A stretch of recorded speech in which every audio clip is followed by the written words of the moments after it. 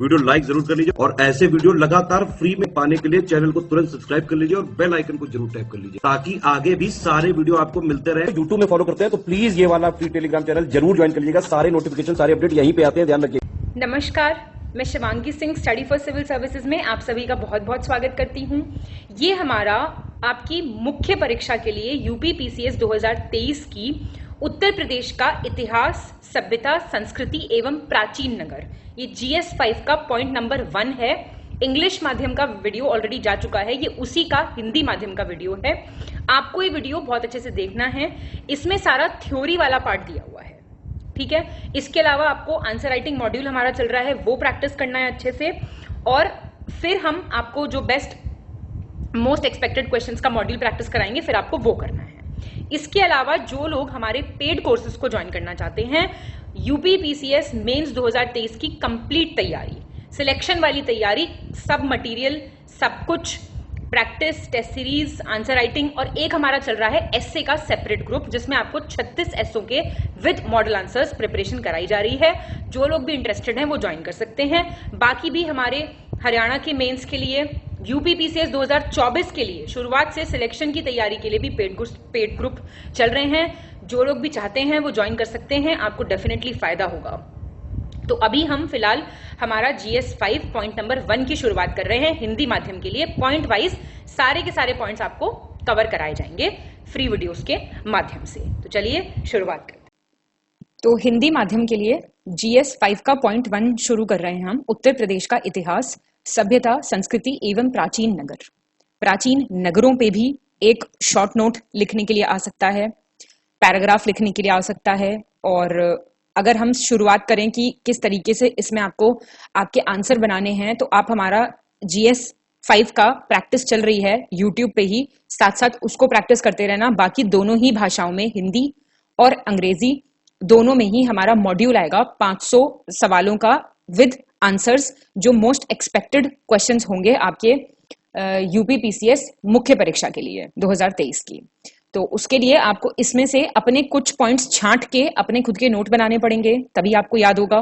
कुछ चीजें जो मैं आपसे कहूं कि आपको हूबहू पेपर में लिख के आनी है, कुछ अच्छी लाइंस हमें अपने जो मुख्य परीक्षा में हम आंसर लिख के आएंगे उसमें हमें फूल पत्तियां लगानी है, ठीक है। तो ये फूल पत्तियां क्या होंगी? ये फूल पत्तियां वो होंगी जो हम कीवर्ड्स, जो कुछ अच्छी लाइंस, किसी हिस्टोरियन ने कुछ कहा है, किसी फेमस पर्सन ने कुछ कहा है, वो आप लिख के जरूर आएंगे, ठीक है। तो शुरुआत कर रहे हैं हम। आप देखेंगे अगर उत्तर प्रदेश का जो इतिहास है वो भारत के व्यापक इतिहास से काफी हद तक जुड़ा हुआ है। 4000 वर्ष पुराना ये इतिहास है। तो एक तो आपको यही पॉइंट मिल गया यहां से। अब पूर्व में बात करें तो उत्तर प्रदेश का श्रेय आर्यों या दासों के कब्जे में था, और उनका मुख्य व्यवसाय क्या था? कृषि था। जो आर्य यहाँ पे आए थे वो किस चीज पे मुख्यतः निर्भर थे? वो थे कृषि पे। अब वो यहाँ पे जीत प्राप्त कर लेते हैं और जो आसपास का इलाका है उस पर कब्जा कर लेते हैं। तो उत्तर प्रदेश राज्य जो है वो महाभारत युद्ध का भी केंद्र रहा है, और इसी में इस सभ्यता की नींव रखी गई थी। आर्यों के निवास के दिनों के दौरान ही इस क्षेत्र में महाभारत, रामायण, ब्राह्मण और पुराणों के महाकाव्यों की रचना की गई थी। तो यही वो समय था जहां पे ये सब कुछ रचा जा रहा था। चौखंडी स्तूप, अब कहीं पे आए तो आपको ये जरूर लिख के आना है, उस स्थान को चिन्हित करता है जब भगवान बुद्ध ने भगवान बुद्ध थे जब वो निकले अपना घर त्याग के, तो जो अपने शिष्यों से जहां वो मिले उस जगह को दर्शाती है चौखंडी स्तूप। कुरु के अलावा पांचाल, वत्स और विदेह आदि ने राज्य के प्रारंभिक क्षेत्र का सृजन किया था। अच्छा, जो ये सारे क्षेत्र थे, जिन क्षेत्रों की हम बात कर रहे हैं, इसको एक नाम से जाना जाता है जिसको कहते थे मध्य देश। याद रखिएगा। तो मध्य देश आपको जरूर लिख के आना है कि कौन सा इलाका था। फिर अशोक का शासन आया। अशोक के शासन काल में क्या होता है? बहुत सारे कल्याणकारी कार्य होंगे, वेलफेयर वर्क्स जिन्हें आप कहते हैं। और अशोक ने, आप जानते हैं जब कलिंग का युद्ध हुआ था तो उसमें इतनी मार काट, इतनी हिंसा देखी थी कि उसके बाद उन्होंने अपना पूरा जो जीवन काल था वो जन कल्याण में बिताया था, ठीक है। उन्होंने हथियार छोड़ दिए थे, उन्होंने समर्पण कर दिया था, और उन्होंने बौद्ध धर्म भी अपना लिया था। फिर उन्होंने अपने साम्राज्य में धर्मशाला बनवाई, सड़कें, कुएं, पौधारोपण किया, चिकित्सालय बनवाए, विश्राम गृह बनवाए। इसके अलावा उन्होंने पशुओं के लिए भी बहुत अस्पताल बनवाए थे, ठीक है। आपको कैसे नोट्स कैसे बनाओगे आप लोग? देखो, पॉइंट डाला, पॉइंट 1, आप बस 4000 पुराना, ऐसे एक लाइन लिख लो छोटी सी। आर्य कृषि, ऐसे करके ना जब आंसर फ्रेम करने का नंबर आएगा तो ये सारी चीजें याद आती चली जाएंगी। और फिलहाल तो प्रैक्टिस करके जाओगे। ये आपका पहला चरण है जो यहाँ पे आपको कराया जा रहा है, ठीक है, ये आपको थ्योरी कराई जा रही है। इसके बाद आप प्रैक्टिस करोगे पैरेलल इसके यूट्यूब पे, फिर आपको आंसर कराए जाएंगे। पेड ग्रुप ज्वाइन कर लिया अगर आपने तो आपकी प्रैक्टिस वहां पे बढ़िया हो रही है, नहीं ज्वाइन किया तो आप वीडियो देखते रहो, ठीक है, ऐसे चलेगा काम। अब अनाथ पशुओं की सुरक्षा के लिए उन्होंने देखभाल बनाई। उसके बाद सत्ता आई नंद राजवंश के पास। भारत इतिहास में पहली बार ये एक ऐसा साम्राज्य की स्थापना हुई थी जो कुलीन नहीं था तथा जिसकी सीमाएं गंगा के मैदानों को लांग गई थी, मतलब गंगा प्लेन्स को भी इसने क्रॉस कर दिया था। इसके शासक थे महापद्मनंद, आप जानते हैं। उन्होंने निकटवर्ती सभी राजवंश को जीतकर एक विशाल साम्राज्य, मतलब केंद्रित शासन, इन्होंने सेंट्रलाइज्ड एडमिनिस्ट्रेशन, सेंट्रलाइज्ड एम्पायर की स्थापना इन्होंने की थी। इसीलिए इनको, किसको, महापद्मनंद को केंद्र शासन पद्धति का जनक भी कहा जाता है, याद रखिएगा। इसके बाद मौर्यों में शासन स्थानांतरित हो जाएगा। फिर ये शहर हर्षवर्धन के शासनकाल के दौरान अपने गौरव के शिखर तक पहुंचेगा और उत्तर प्रदेश की ऐतिहासिक पृष्ठभूमि पर मुस्लिम शासन के आगमन से काफी प्रभाव पड़ेगा। जो मुसलमान इन्वेडर्स होंगे, जो मुस्लिम आक्रमण यहाँ पे हुए, उससे बहुत ज्यादा फर्क आ जाएगा। ये जो काल होगा ये राजपूतों की अधीनता का गवाह था, जिसकी सत्ता राजस्थान के कुछ हिस्सों तक सीमित थी। फिर उत्तर प्रदेश मुगल शासन के दौरान और विशेष रूप से सम्राट अकबर के टाइम पे समृद्धि के प्रॉस्पेरिटी के चरम पे पहुंच जाएगा। समय के साथ उत्तर प्रदेश मुगल शासन की पतनशीलता और अंग्रेजों के आगमन का गवाह बना था। ये लिख के आएंगे आप, ऐसे तो सुंदर लगेगा ना बहुत। और मुगल प्रभाव दुआब क्षेत्र तक ही सीमित रह गया था। फिर आई आपकी ब्रिटिश ईस्ट इंडिया कंपनी, अंग्रेज आए। उन्होंने अवध के तीसरे नवाब शुजा-उद-दौला के शासनकाल के दौरान अवध शासकों के संपर्क में वो लोग आएंगे। और इसमें कोई संदेह नहीं है कि उत्तर प्रदेश का इतिहास ब्रिटिश शासन के दौरान और उसके बाद के इतिहास के साथ समवर्ती रूप से चला। लेकिन यह भी सर्वविदित है कि राष्ट्रीय स्वतंत्रता आंदोलन में इस राज्य के लोगों का योगदान महत्वपूर्ण था। जब आप इंट्रोडक्शन लिखेंगे तब आप ये सारी चीजें लिखेंगे, प्राचीन से शुरुआत करेंगे और आप आएंगे आपके ब्रिटिश ईस्ट इंडिया कंपनी के आगमन तक और उसके बाद भी, ठीक है, स्वतंत्रता के बाद तक। तो इस तरीके से आपका आंसर बनेगा, एक टाइम पीरियड से शुरू होकर दूसरे टाइम पीरियड तक, फिर तीसरे तक। तो इससे आपके आंसर में एक लय दिखाई देगी, फ्लो दिखाई देगा, समझ रहे हैं। फिर मगध साम्राज्यों का शासनकाल के टाइम का देखें तो बौद्ध धर्म और जैन धर्म जो था वो इस क्षेत्र में ही विकसित हुए थे इनके टाइम पे। यह प्रशासनिक और आर्थिक उन्नति का दौर था। पहली सहस्त्राब्दी ईसा पूर्व के मध्य में ऐसा समय था जब उत्तर प्रदेश ने भगवान बुद्ध के आगमन और बौद्ध धर्म के प्रसार को देखा। देखिए, यहां से डेवलपमेंट शुरू होगा बुद्धिज्म का और यहाँ पे बहुत अच्छा खासा प्रसार भी होगा, ठीक है। भगवान बुद्ध ने उत्तर प्रदेश के सारनाथ में धार्मिक स्तूप में अपना पहला धर्मोपदेश, आप जानते हैं, दिया था। मगध शासन के अधीन ही था उस वक्त ये राज्य जब ये धर्मापदेश या फिर फर्स्ट सरमन जिसे कहते हैं वो दिया गया था। उत्तर प्रदेश बहुसांस्कृतिक, बहुजातीय प्रकृति की अनुपम भौगोलिक विशेषताओं से संपन्न है। एज इट इज ये लाइन लिख के आनी है। ये बात मैं इंग्लिश मीडियम वालों को भी बता रही हूँ। कुछ lines as it is copy करके आनी है आपको, जिससे आपका आंसर यहाँ पे ये नहीं है आपको मैंने समझा दिया, आप अपनी भाषा में समझ गए, आप अपने हिसाब से समझ गए और प्रीलिम्स में आपने मार्क टिक कर दिया। नहीं, ऐसा नहीं है, आपको लिख के आना है यहाँ पे। पहाड़ियां, घाटियां, नदी, वन, विशाल मैदान इसके प्रमुख उदाहरण है, आप जानते हैं इन सबके। और भारत में सबसे बड़ा पर्यटन स्थान माने जाने वाले उत्तर प्रदेश में प्रतिवर्ष 35 मिलियन घरेलू पर्यटक आते हैं। लिख के आइएगा, अच्छा लगेगा। आधे से अधिक विदेशी पर्यटक जो हर साल भारत आते हैं वो कहाँ आएंगे? ताजमहल आएंगे, गंगा नदी वाले इस राज्य में अवश्य आते हैं।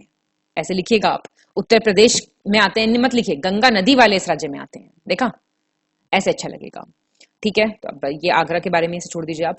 दुनिया का 7वां सबसे अधिक जनसंख्या वाला राज्य है। इसकी संस्कृति, इसकी सभ्यता सबसे प्राचीन है। इसे भारत सभ्यता और संस्कृति के उद्गम स्थल के रूप में जाना जाता है, क्योंकि गंगा नदी के आसपास के क्षेत्रों में ही प्राचीन शहर और कस्बों का विकास हुआ था। याद रखिएगा, नदी के किनारे ही सभ्यता पनपती है ज्यादातर बढ़िया तरीके से। किसी भी जगह का आर्थिक विकास उसके भौगोलिक स्थान पे, उसके भौगोलिक विषयों पर निर्भर करता है, याद रखिएगा, ठीक है। Economy is directly dependent on geography. और स्वतंत्रता संग्राम में उत्तर प्रदेश वालों ने बहुत महत्वपूर्ण भूमिका निभाई और स्वतंत्रता के बाद भी बहुत लंबे समय तक राजनीतिक रूप से सबसे सुदृढ़ राज्य यह बना रहा था, याद रखिएगा। अब इसका पॉलिटिकल हिस्ट्री आप देखेंगे, इसका राजनीतिक इतिहास देखेंगे। पुरातन काल में इसका नाम क्या था? मध्य देश, ऊपर भी बता चुके हैं हम। उत्तर पश्चिम से, नॉर्थ वेस्ट से कौन आए थे? आक्रमणकारी आए थे। उनके मार्ग में पड़ा ये, क्योंकि दिल्ली और पटना के बीच का उपजाऊ मैदान के हिस्से में बसा हुआ है ये। तो यहाँ पे जो इतिहास रहा हमारे भारत का, उसमें उसी के साथ साथ चल रहा है इतिहास हमारे प्रदेश का। ठीक है, अब अगर हम बात करें, लेकिन हमें इसमें ज्यादा, आप जानते हैं, जानकारी ज्यादा नहीं मिली है, लेकिन कुछ क्षेत्र ऐसे हैं जहां पे प्राचीन और नव पाषाण काल के जो उपकरण और शास्त्र वगैरह प्राप्त हुए हैं, वो इलाके कौन से हैं? मिर्जापुर, कालीन भैया वाला, बुंदेलखंड क्षेत्र, मेरठ में आपका आलमगीरपुर, जो जहां पे हड़प्पा कालीन वस्तुएं भी मिली हैं। तो वो दर्शाते हैं कि ये दीर्घकालिक इतिहास के साक्ष्य हैं, मतलब ये यहाँ के। प्राचीन भारतीय इतिहास में समय बिताने के बाद 16 महाजनपद विकसित हुए, आप जानते हैं। इन राज्यों में हमेशा आपस में क्या रहता था? इनमें कॉन्फ्लिक्ट रहता था, युद्ध रहता था। तो इसी क्रम में कौशल ने काशी और अवंती ने वत्स के राज्य पर अधिकार कर लिया। बाद में कौशल, अवंती एक एक करके मगध राज्य के अधीन हो गए थे। धीरे धीरे मगध एक शक्तिशाली और मतलब सेंट्रलाइज्ड पावर बन के उभर के आया, और समय के साथ मगध में क्रमशः हर्यंक, शिशुनाग, नंदवंश, ये सारे राज्यों का विलय होता है। नंदवंश का साम्राज्य पंजाब और बंगाल को छोड़कर संपूर्ण उत्तर भारत में विस्तृत था, और चंद्रगुप्त मौर्य ने नंदवंश को पराजित किया था और चाणक्य की मदद से गद्दी पे वो विराजमान हुए थे। वर्तमान उत्तर प्रदेश का संपूर्ण क्षेत्र चंद्रगुप्त मौर्य, उनके पुत्र बिंदुसार और पोते अशोक के शासनकाल के अंतर्गत आता था। जो अभी प्रेजेंट डे उत्तर प्रदेश है, वो उस वक्त इन 3 राजाओं का जो विस्तृत क्षेत्र था उसके अधीन था। ठीक है, पुष्यमित्र शुंग, इनके बाद ये मौर्य वंश के अंतिम शासक थे। मौर्य वंश के अंतिम शासक नहीं थे, मौर्य वंश के अंतिम शासक बृहद्रथ की इन्होंने हत्या करके स्वयं को मगध गद्दी पे बिठाया था, और यहाँ पे शुंग वंश की स्थापना की थी। ठीक है, पतंजलि द्वारा रचित महाभाष्य में साकेत है अयोध्या, इस पे यवनों का, ग्रीक्स का इन्वेड, ग्रीक्स का आक्रमण, यवनों का आक्रमण का उल्लेख मिलता है, और बाद में पुष्यमित्र के पुत्र वासुमित्र ने पराजित किया था। ठीक है, और मथुरा जो था वो काफी समय तक मिलिंद के साम्राज्य का मुख्य नगर बना रहा था। इसी बीच में फिर शुंग वंश के स्थान पर कौन सा वंश आएगा? कण्व वंश। ये सब तो आप पढ़ के आए हो ना प्रीलिम्स में। और वासुदेव ने 73 ईसा पूर्व में कण्व वंश की स्थापना की थी। 45 वर्ष तक इनका शासनकाल चला था, और बाद में सिमुख आए थे जिन्होंने कौन से वंश की स्थापना की थी? सतवाहन वंश की। धीरे धीरे शकों का ध्यान भी भारत की ओर आकर्षित हुआ, और 60 ईसा पूर्व तक इन्होंने मथुरा में अपना क्षत्रप स्थापित कर लिया था। किन्होंने? शकों ने। ठीक है, फिर इनके बाद आए पार्थियन के बाद कुषाण, इन सब ने आक्रमण किया और इन्होंने अपना अपना राजवंश यहाँ पे स्थापित किया। जैसे कुषाण राजवंश की जो स्थापना की थी वो की थी कुजल कटफिसस ने। फिर इनके पुत्र आए विम कटफिसस, इन्होंने गंगा घाटी में अपना अधिग्रहण किया था। फिर आए कनिष्क, सबसे ज्यादा जो है विख्यात राजा थे ये इस राजवंश के, और बहुत सारे चीनी और तिब्बती इतिहासकारों ने कनिष्क के साकेत के राजा से युद्ध का वर्णन किया है। फिर आया था हर्ष का शासनकाल। ठीक है ना, कन्नौज उत्तर भारत का प्रमुख नगर बन गया था। 8वीं शताब्दी में यशोवर्मन ने कन्नौज पर अधिग्रहण कर लिया था। फिर कन्नौज का आधिपत्य बंगाल के पाल, दक्षिण और राष्ट्रकूट और पश्चिम भारत के गुर्जर प्रतिहार के बीच संघर्ष हुआ था, जिसमें कौन जीता था? द ट्रिपटाइट स्ट्रगल, पढ़ा है? गुर्जर प्रतिहार विजयी हुए थे। फिर इनका साम्राज्य बहुत लंबे समय तक चला। 1018 में महमूद गजनवी गुर्जर प्रतिहार को पराजित कर देगा, और जजक भुक्ति कौन सी जगह है? प्रीलिम्स में सवाल आ चुका है, वर्तमान बुंदेलखंड। चंदेल राजाओं ने महमूद गजनवी के आक्रमण का सफलतापूर्वक मुकाबला किया था। ठीक है, इतनी बातें याद रहेंगी। फिर एक नाम आता है सुहल देव का, ये देखिए फोटो दी हुई है, इनके नाम का स्टैंप भी जारी भारत सरकार कर चुकी है, महाराजा सुहल देव। ठीक है, इनके बारे में भाई एक नोट लिखने को भी आ सकता है, क्योंकि ये जुड़े हुए हैं इस इतिहास से। मुसलमान आक्रमणकारी का जब प्रकोप फैल रहा था, तो ये राजा कहाँ के थे? पहली बात तो आपको बताना चाहिए, श्रावस्ती के राजा थे। इन्होंने इनका बहुत तकड़ा विरोध किया था, और इन्होंने इस विरोध में सहायता ली थी थारू और बंजारा जनजातियों की। ठीक है, मतलब छोटे छोटी टुकड़ियों को इन्होंने इकट्ठा करके अच्छा खासा रेजिस्टेंस इनको दिया था मुसलमान आक्रमणकारियों को। ऐसा बोला जाता है कि इनकी सेना ने 1074 ईस्वी में बहराइच में एक युद्ध हुआ था, उसमें गाजी सलार मसूद को हरा के उसका वध कर दिया था, और कथित तौर पे ये गजनी महमूद का सबसे प्रिय भतीजा था। ठीक है, कौन? गाजी सलार मसूद, जिसको इन्होंने हरा दिया था। ठीक है, और ये हिंदू धर्म को बचाने वाले राजा के रूप में भी इनको जाना जाता है। एक लाइन आप ये इनके बारे में लिख सकते हैं। 2016 में बहराइच में सुहलदेव की प्रतिमा का अनावरण किया गया, और 2018 में भारत के प्रधानमंत्री ने महाराजा सुहलदेव के नाम का एक डाक टिकट भी जारी किया था, स्टैंप जारी किया था। ठीक है, फिर प्रतिहार आप देख चुके हैं, आ जाते हैं। इसके बाद से फिर से अराजकता आ जाएगी। ठीक है, फिर उस टाइम पे गहडवाल राजवंश का उदय होगा, और थोड़ी सी शांति, थोड़ी सी सुव्यवस्था ये फिर से स्थापित करेंगे। इसमें गोविंद चंद्र, जयचंद्र प्रमुख शासक रहे हैं। जयचंद्र की अदूरदर्शिता ने चौहान राजा पृथ्वीराज चौहान की 1192 में तराइन में मोहम्मद गौरी के हाथों पराजय हुई और अगले वर्ष जयचंद्र स्वयं भी चंदावर इटावा के युद्ध में इनसे हार गए थे और उनको वीरगति प्राप्त हुई थी। इसके बाद मेरठ, कोइल, अलीगढ़, असनी, कन्नौज, बनारस भी आक्रमणकारियों के शिकार हुए थे। फिर 1203 में चंदेल राजा परमर्दिदेव कुतुबुद्दीन ऐबक से पराजित हुए थे और उनको वीरगति प्राप्त हुई थी। सन 1206 में कुतुबुद्दीन ऐबक दिल्ली के सिंहासन पर बैठेगा और वहीं से फिर गुलाम वंश की आप जानते हैं शुरुआत हुई। ठीक है, अब ये सारी चीजें आपको देखिए लिख के आनी पड़ेंगी। बोरिंग लग सकती हैं, बहुत ये लग सकता है कि क्या लिखा है, क्या बोल रही हैं, क्या पढ़ा रही हैं, लेकिन अब मैं इसमें कुछ नहीं कर सकती। ठीक है, फिर इसके बाद मुगलों ने उत्तर भारत पर आधिपत्य जमा लिया था। अब यहां से मुगल शासन शुरू हो गया ना भाई, जब से ये आ गई थी सारी आपकी वंश आए बहुत सारे, तो गुलाम वंश की स्थापना से यहाँ पे आधिपत्य शुरू हो जाएगा और आगरा को राजधानी बना के वहां पे शासन करेंगे और फिर बाद में इनकी राजधानी क्या बनेगी, दिल्ली। औरंगजेब के टाइम पीरियड की बात करें तो वहां पे बुंदेलखंड के वीर छत्रसाल ने विरोध का बिगुल बजाया था। छत्रसाल ने पेशवा बाजीराव की सहायता ली थी, ये आपने पिक्चर में भी देखा होगा बाजीराव में, बाजीराव मस्तानी। और इस प्रकार उत्तर प्रदेश में मराठों का प्रवेश होगा, इनकी हेल्प ली थी इन्होंने। अवध के स्थानीय सूबेदार सादत खान ने 1732 में राज्य की संप्रभुता की घोषणा कर दी और उसके उत्तराधिकारियों ने तब से लेकर 1856 तक वहां पे राज्य किया। 1856 में फिर आप जानते हैं जो अवध है उसको विलय कर लिया जाएगा, अंग्रेज कर लेंगे उसका विलय। और 1857 की क्रांति उत्तर प्रदेश की एक महत्वपूर्ण भूमिका रही है। झांसी की रानी लक्ष्मीबाई, अवध की बेगम हजरत महल, बख्त खान, नाना साहेब, इस बार भी आया है पेपर में क्वेश्चन, अजीमुल्ला खान, अहमदुल्ला शाह, राणा बेनी माधव तथा अन्य राष्ट्रभक्तों ने 1857 की क्रांति कर स्वयं को अमर कर दिया था। ठीक है, फिर 1858 में दिल्ली डिवीजन को उत्तरी पश्चिम क्षेत्र से अलग कर दिया जाएगा और उत्तर प्रदेश की राजधानी आगरा से इलाहाबाद स्थानांतरित कर दी जाएगी। ये सारी बातें इंपॉर्टेंट है, लिख के आनी है पेपर में। फिर 1877 में उत्तर प्रदेश के लेफ्टिनेंट गवर्नर तथा अवध के चीफ कमिश्नर के पदों को मिला दिया जाएगा, विलय कर दिया जाएगा मतलब। और उस समय इस बृहद क्षेत्र को उत्तर प्रदेश, आगरा और अवध कहा जाने लगा। ये आप लिख सकते हैं कहीं भी, ऐसे में भी लिख सकते हैं ये कैसे कैसे उत्तर प्रदेश का नाम बना। अभी उत्तर प्रदेश का नाम बनने वाला है यहाँ पे, आज का उत्तर प्रदेश। तो ये आपने देख लिया, पहले ये उत्तर प्रदेश, अवध, आगरा और अवध बना। फिर 1902 में इसे आगरा और अवध संयुक्त प्रदेश कहा जाने लगा। फिर 1921 में यहाँ गवर्नर नियुक्त हुए और उसके बाद लखनऊ यहाँ की राजधानी बनी। फिर 37 में इसका नाम छोटा करके संयुक्त प्रांत, यूनाइटेड प्रोविंसेस कर दिया गया। और फिर स्वतंत्रता के 2.5 साल बाद 24 जनवरी 1950 को इसका नाम रखा गया उत्तर प्रदेश, जो आज तक यही नाम है। ठीक है, चलिए अब आप देख लीजिए उत्तर प्रदेश की सांस्कृतिक विरासत। भारतीय संस्कृति के सबसे प्राचीन जो साक्ष्य मिले हैं वो यहां से मिले हैं। वो अलग बात है कि कोई हड़प्पा, मोहनजोदाड़ो से संबंधित कोई स्थल की खोज नहीं की जा सकी हो, लेकिन कुछ पुरावशेष मिले हैं कुछ जगहों पे और उन जगहों के नाम आपको याद रखने हैं। वो है बांदा बुंदेलखंड, कालीन भैया का मिर्जापुर और मेरठ। ठीक है, और इस बात का यहां से साक्ष्य मिलता है कि इसका जो इतिहास है वो प्रारंभिक पाषाण युग और हड़प्पा युग से कहीं ना कहीं संबंधित रहा है। ठीक है, आदिम पुरुषों द्वारा खड़िया से बनाए चित्र या गहरे लाल रंग के चित्र मिर्जापुर जिले के आसपास विंध्य पर्वतमाला में बहुत बड़े पैमाने पे पाए गए हैं और कुछ और ऐसी जगहें हैं जहां पे इसी दौरान की वस्तुएं मिली हैं, जहां से ये पता लगता है कि आर्यों का आगमन भी हुआ था। उन जगहों के नाम सबसे जरूरी हैं, अतरंजी खेड़ा, कौशाम्बी, राजघाट, सौंक।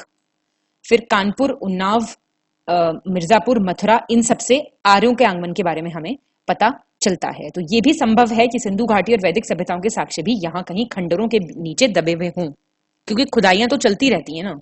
ये तो एक निरंतर चलता हुआ अभ्यास है जो करता ही करता है। ठीक है, उत्तर प्रदेश हिंदुओं की प्राचीन सभ्यता का उद्गम स्थल रहा है। ये लाइन तो आपको रटनी है। उपमहाद्वीप के प्राचीन वैदिक साहित्य के एक बड़े हिस्से की उत्पत्ति क्षेत्र के कई आश्रमों से भी हुई है, बहुत जरूरी। बौद्ध काल की मूर्तियां, वास्तुकला, भारतीय सांस्कृतिक विरासत में इन सबका बहुत महत्वपूर्ण योगदान रहा है। मुगल काल के दौरान वास्तुकला, चित्रकला, संगीत, नृत्य, इन सभी का विकास हुआ था और उत्तर प्रदेश के आगरा में ताजमहल के निर्माण के पश्चात यहाँ की मुगल वास्तुकला आप जानते हैं अपने चरम पे पहुंच गई थी। यहाँ की संगीत परंपरा भी इसी दौरान विकसित हुई। सितार, तबला, जिन्होंने भारतीय संगीत के सबसे लोकप्रिय वाद्य यंत्रों के रूप में माना जाता है, वो भी इसी समय विकसित हुए थे। ठीक है, कथक आप जानते हैं उत्तर भारत की शास्त्रीय नृत्य शैली है। कितने हैं शास्त्रीय नृत्य भारत के, बताइए जरा नाम कमेंट करके। तो जो कथक है वो आपका 18वीं सदी में मथुरा और वृंदावन के मंदिरों में भक्ति नृत्य, समझते हैं आप, डिवोशन डांस के रूप में उत्पन्न हुआ था। और हिंदी के जन्म स्थान के रूप में राज्य की आधिकारिक भाषा उत्तर प्रदेश हिंदी साहित्य का एक महत्वपूर्ण केंद्र है। वाराणसी के भारतेंदु हरिश्चंद्र कोई परिचय की जरूरत नहीं है, हिंदी के उस पारंपरिक रूप के साहित्यिक माध्यम के रूप में प्रस्तुत करने वाले प्रमुख लेखकों में से एक थे। उत्तर प्रदेश में भारतीय संस्कृति और विरासत की जड़ें मिलती हैं। The roots are found here. राज्य ने दुनिया के विभिन्न हिस्सों से विभिन्न शासनों का एक विविध और गतिशील अतीत देखा है, जिसके परिणाम स्वरूप विभिन्न मान्यताओं और परंपराओं का एक सुंदर मिश्रण तैयार हुआ है। फूल पत्ती वाली लाइन मिल गई है, ठीक है। इसे कला, वास्तुकला, साहित्य, कला, इन सबके दृश्यों से आप देख सकते हैं। ताजमहल भगवान श्री कृष्ण का जन्म स्थान, ये बहुत बहुत इंपॉर्टेंट लाइन है, इसे मार्क कीजिए आप। ताजमहल भगवान श्री कृष्ण का जन्म स्थान, वह स्थान जहां भगवान बुद्ध ने निर्वाण प्राप्त किया। भगवान श्री कृष्ण का जन्म स्थान, इसको मथुरा वृंदावन ऐसे करके तो नहीं लिख रहे हैं, थोड़ा सा सजा धजा के लिख रहे हैं। दुनिया को बौद्ध धर्म से परिचित कराया। गंगा, यमुना, सरस्वती की पवित्र नदियों का मिलन स्थल या त्रिवेणी संगम, ये सब अद्भुत स्थान यहाँ पाए जाते हैं। मार्क कीजिए इसको, वेरी इंपॉर्टेंट, ठीक है। तो ऐसे आपको अपना आंसर लिख के आना है। उत्तर प्रदेश, उसका प्राचीन इतिहास। तो हम शुरुआत करेंगे प्राचीन इतिहास की, बिल्कुल शुरुआत से। प्रागैतिहासिक काल, प्री हिस्टोरिकल पीरियड, ये जो टाइम पीरियड है हिस्ट्री का, ये वो टाइम पीरियड है जहां से हमें लिखित साक्ष्य कोई प्राप्त नहीं हुए हैं। याद रखिएगा, this is the time period when the history was not written, लिखा नहीं गया था इतिहास, ठीक है। लिखा गया हो, जैसे अब आप जानते हैं हड़प्पन सभ्यता की जो स्क्रिप्ट है वो तक नहीं अब तक हमें पता लग पाई है कि वो लिखा क्या है, ठीक है। मानव सभ्यता का आरंभ कहां से होता है? पाषाण काल से। इसको 3 कालों में विभक्त किया गया है। पुरापाषाण काल, जिसको आप पेलियोलिथिक एज कहते हैं, मध्य पाषाण मीजोलिथिक एज और नवपाषाण नियोलिथिक एज। तो आप फिलहाल हम सब कुछ उत्तर प्रदेश से संबंधित पढ़ेंगे। पुरापाषाण काल की बात करें तो इस युग के अनेक महत्वपूर्ण स्थल जो हैं वो हमारे प्रदेश में प्राप्त हुए हैं। उनमें से सबसे प्रमुख है बेलान घाटी। ये उन प्राचीन स्थलों में से एक है जहां मानव का प्रथम बसाव हुआ था। ये सोनभद्र से निकलने वाली और यहाँ बहने वाली बेलन नदी, टॉस की सहायक नदी है, उसकी घाटी में ये स्थित है। यहाँ तीनों काल, निम्न पुरापाषाण, लोअर पेलियोलिथिक, मध्य पुरापाषाण, उच्च पुरापाषाण, तीनों के अवशेष इस स्थल से हमें प्राप्त होते हैं। बेलन घाटी पुरास्थल की खोज एवं उत्खनन कार्य का श्रेय किसको जाता है? ये इलाहाबाद विश्वविद्यालय के पूर्व अध्यक्ष रहे हैं प्रोफेसर GR शर्मा। लिख के आ जाइएगा एक लाइन, तो पढ़े लिखे लगेंगे। और आप यहाँ लोहंदा नाले के समीप अस्थि निर्मित मातृ देवी, मदर गॉडेस की एक सुंदर मूर्ति मिली है। ये लिखना है आपको कहां से मिली है। और पुरापाषाण कालीन अवशेष सोनभद्र स्थित सिंगरौली घाटी तथा वाराणसी क्षेत्र के चकिया जनपद चंदौली पड़ता है, उससे प्राप्त हुए हैं।